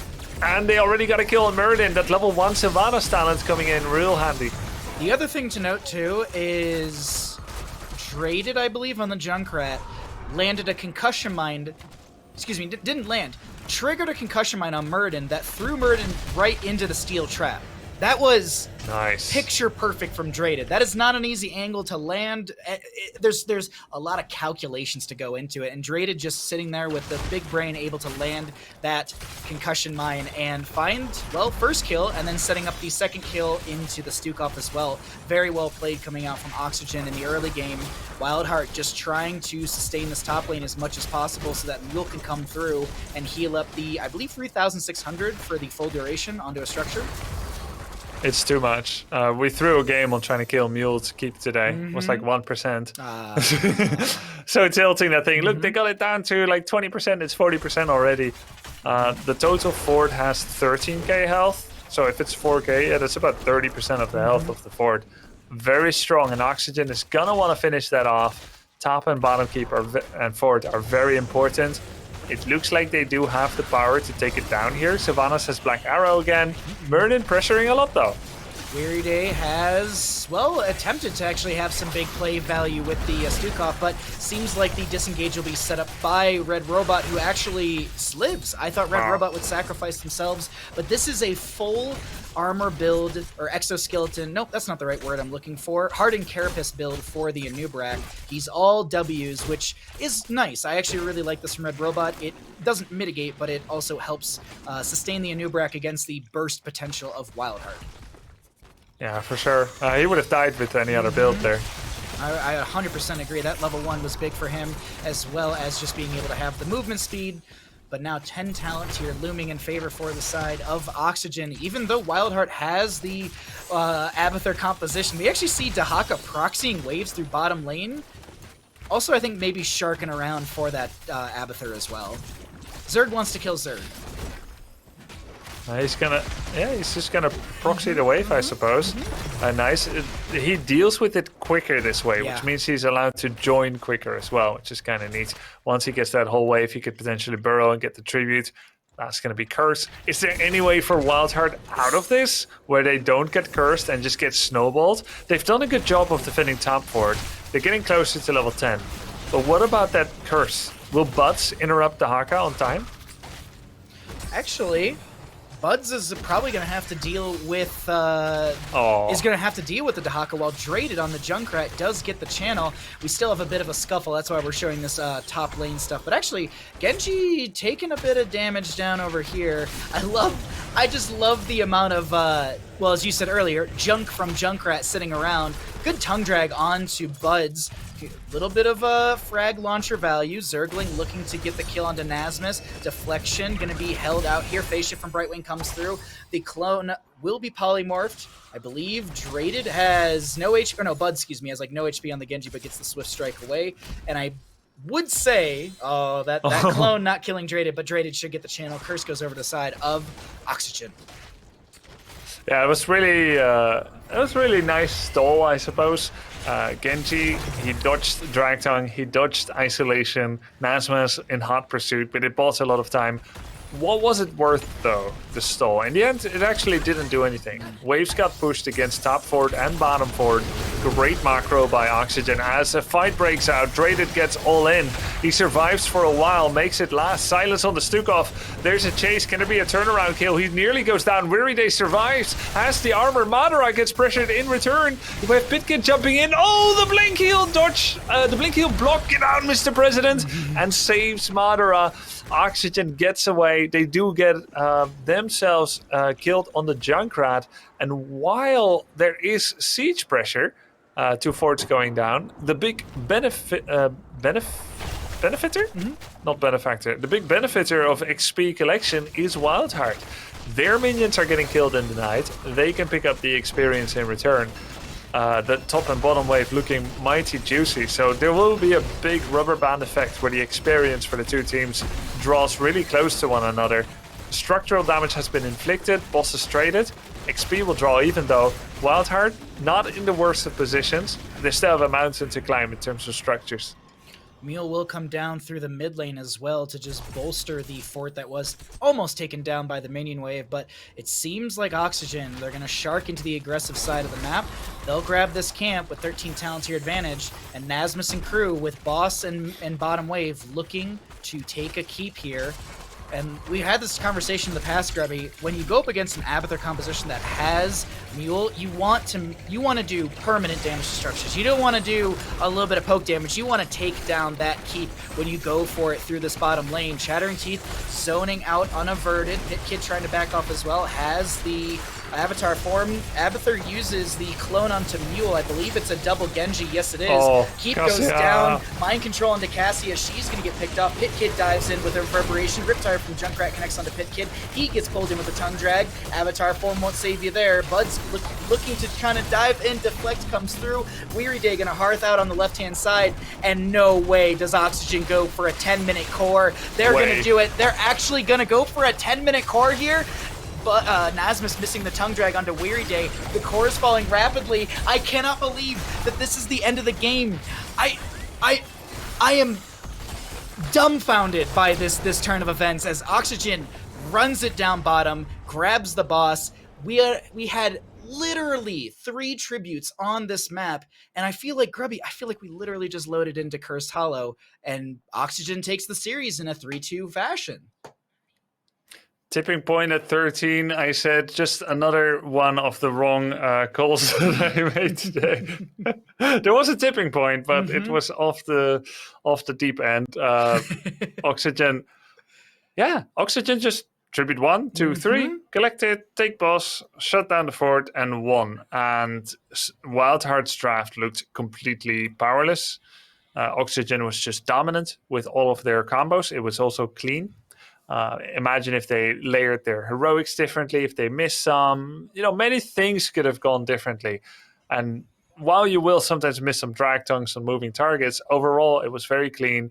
Mind control, cocoon, burrow charge, pull someone into the boss stun. It was great. Oxygen played their heavy pushing strat. They didn't push that heavily, but it was always enough for them to bring in the Dahaka and get a 5-man victory at the tribute. And get the curse. Well played from Oxygen. Let's actually bring back McIntyre right now, and let's get your thoughts on that game. I'm sure you weren't expecting it to be sub 10 minutes. Yeah, it's. I hope everyone noticed. Yeah. The sickest like string of CC, and Stukov. Y'all know I like Stukov, but Stukov cannot cleanse. Okay, Wait, what? and so the sickest chain of CC happened. He stepped on a trap. The Haka tongued in, stomped on by the boss, mind controlled. It was as if Cassia's internet get disconnected. You know when your internet disconnects and you're like, it's not, I'm inputting things and nothing's happening. That was the experience that the Cassia had. And because the Cassia went down, there was nothing to defend that boss. Essentially, the one way to stop the train from coming was the Cassia. And yeah, it got knocked off the tracks. Somebody knew about it, and insane, just really well synergized from Oxygen to put a combo together like that. And I think that they really utilized that Junkrat pick so well all series, actually. Really playing around those traps super effectively as a team, and able to win a really clean, quick Curse Hollow game, which can happen. So really well played there from Oxygen. It's surprising and exciting at the same time, and I do believe we have Red Robot on the line right now, so we can ask him about the series that was just had, because that was absolutely wild. The back and forth, the consistent just matchups that we've had here. It was such a good series, and I'm excited to ask Red Robot a few questions about that. Oh, we have Red Robot on the line with us right now. Congratulations on your victory, my friend. How you feeling after that game number 5? Feeling really good. Oh, you sound excited, so let me go ahead and throw it over to McIntyre for a few questions. So, Red Robot, I will say, I got to see some more, I don't want to say normal tanks, but we did get to see your Garrosh tonight, which I really liked. Oxygen's typically drafting, being a little bit more creative. I feel like in this series tonight, you guys pulled it back a bit, drafted a lot more standard. Was there a transition that happened in scrims? Why the change? It worked really well tonight.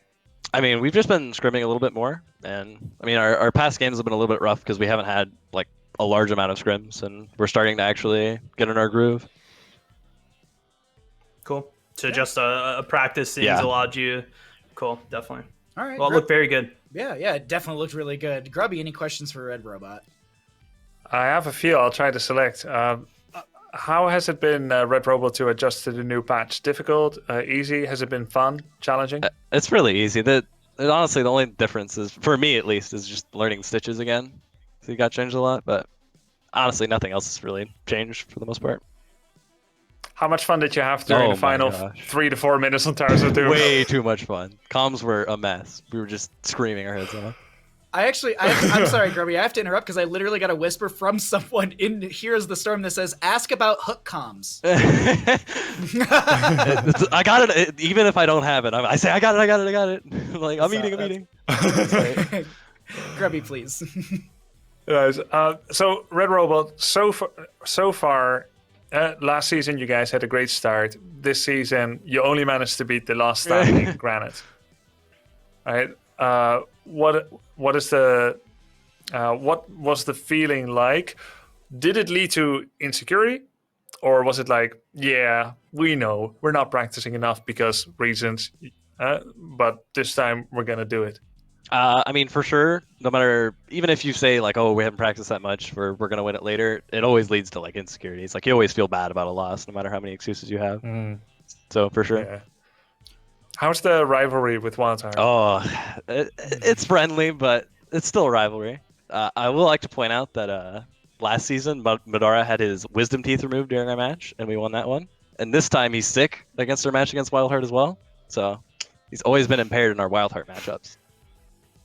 Nice. Maybe it takes a bit of pressure off, like, we're sick anyway. It was an amazing series here, Red Robot. Congratulations on your victory, my friend. Before I let you run out of here, are there any shouts that you'd like to give? The floor is all yours. Shout outs to the team, obviously, and the people not on the team that are still really involved, like Cascon, our drafter, our coach, Cavalier Guest, and Steve, our manager. And shout out to my family and my friends, obviously. Shout out to Gunners, our sponsor. Really good glasses. That's about it. Shout out to Twitch chat. Awesome, awesome. Well, thank you so much for the interview, my friend. Good luck in your scrims in this upcoming week, and we'll see you next weekend up against Storm Esports. You have a wonderful week, my friend. Congratulations once again on your Game 5 victory. Thank you. I gotta say, like, one, very, very humble from Red Robot. Just like, yeah, you know, we tried hard, we did well, we had fun, and you know, our hook comms are absolutely insane. So it was seriously, today was so good. Let's actually look back at what we had today, because it was 10 amazing maps of Heroes of the Storm. We started out the day with Granite Gaming versus Chili Mountain, and Granite Gaming not only gets their first Season 2 CCL win, but the second CCL Season 2 reverse sweep. So congratulations to Granite Gaming on that one, as we also had Oxygen Esports win up against WildHeart. Not a reverse sweep per se, but a great best of 5 series going to a game number 5. With all of that, we have a little bit of an updated standings that we can show you right now. This will change up a little bit more as the weekend progresses, because we still have games tomorrow. But right now, we have a little bit of a change up in some of those standings, with WildHeart in that 5th place spot, and we'll see how tomorrow's games changes things up. Will Diamond Hands actually fall below WildHeart? What's going to be the standing change at the end of the weekend after tomorrow's best of 5s? It has been such an amazing day. I want to get your thoughts, Grubby and McIntyre, on today's games, and just maybe even something you might have picked up from these games, because it's been a whirlwind of action. I found out that Junkrat can be good on more maps than just Brax's Holdout. Of course, I knew he was good, but he's getting fairly high priority in today's games, and I think we may actually see him more going forward. He got a few buffs that didn't necessarily hit in all the places that are being utilized, but some that are, and it looks pretty good. It was really, really good. Now, I believe, McIntyre, you might have a little of a deep dive into one of the plays from today. Yeah, so a good part about these underwear, PSD's underwear, is the support that they supply to my waist. So we have, with the announcement of that, the PSD's support play of the day, which is actually going to come from game number 5, Towers of Doom. The player that I want to point out is Swamp. He's actually going to go down here on the Leoric early on in the fight, but in his ghost form, apply so much pressure. So we see it falls, GF falls as well. And if we pause right here, what's going to happen is the Tychus is going to rotate up top, and Swamp is going to be able to apply a slow to him, which is going to get Mayev's pull, going to lead to another kill if we play. So even in death, Leoric is applying and supporting his team. Here's the slow. Azurite's slowed down. Pool connects. Gonna pick one up. And then another really neat one. Make's about to kill Maev. Another slow comes out. Ultralisk able to get gap. And during this time too, connecting 2 drains. So he respawns back and is able to clean up Burgolt, which actually ends up getting Granite to this objective. I think this was a really big team fight in this game, in this series. Kind of what allowed Granite to pull ahead. Really, really well supported by Swamp, even in death, as I said, making sure that his team is peeled, applying slows to the enemy, and able to win a team fight because of it. I think that's really cool. I think sometimes when Leorics die, we tend to think that they just spook around and don't do anything, but instead here, he's really applying slows, making sure his drains land, and he's able to get back into the fight and win for his team. So I wanted to highlight that play. I think it's really cool. I'm glad Granite was able to take that series because of it. Thank you so much. And I'm glad that Swamp Grotta didn't waste his trait. Exactly. Thank you, McIntyre, for the breakdown right there. That was very good, Grubby. Let's go ahead and take a look at the matches for tomorrow. We talked a little bit about them earlier today, and we can take a look at what we'll be seeing tomorrow afternoon. We've got 2 more best of 5s, and I said this earlier today, and I said this before the weekend even started, I think all of the games this weekend will go to a map number 5, and I think tomorrow's matches are a great example of that as well. 30K's got a big hill to climb up against Simplicity, but these are our this is our first seed team and our 3rd place team, and they have almost identical records between some of these teams. So it's going to be really, really amazing for that first best of 5 of the day. And then we're going to close out the weekend with Diamond Hands versus Storm Esports, another one that I think can just go the distance. These matchups this weekend have been insane. We had 10 awesome maps today, and I expect 10 more tomorrow. Looking at this, Grubby, what are your thoughts for tomorrow's expectations potentially? I mean, these are the teams that are 3-1, 3-1, 3-1, and 2-2. They're so far the best performing teams. They're going to be going up against each other in what can only be just a spectacular game. So I'm looking forward to it. Mac, any thoughts on these matches coming up tomorrow? Yeah, as Grubby said, the best teams in the league. Expecting high quality Heroes of the Storm. This is what's going to break the top away from the middle of the pack. It's going to be a really good day. And I want to say that, again, these teams had that break. We just saw Oxygen. Red Robot said that their team was able to get an extra practice, come prepared this week. Maybe these teams are also going to have that advantage going into the games tomorrow. So excited for really good Heroes of the Storm out of all of the teams. I'm super excited for the matches tomorrow, and today's matches were absolutely a blast to cast. It has been a wonderful day one of HeroesCCL, but unfortunately, it is going to be the end of day one of CCL. We had all of our matches already conclude. As we already showed you, it was 2-3-2s, and it was Granite Gaming winning out as well as Oxygen. And I got to say, really quickly, Grubby, McIntyre, what are your closing thoughts from today? I know we had a little bit of series thoughts, but overall, I got to say, the growth in CCL, that's the big thing I take away from today. We've seen a lot of growth, and this weekend has showcased it from all 4 teams so far. Yeah, and I think those 2 weeks of practice are coming in handy. I was hoping it would help for Granite Gaming, but every team is making use of that and are redeveloping themselves with picks like Stitches and Junkrat that have received the buff in the patch from the May 18th patch.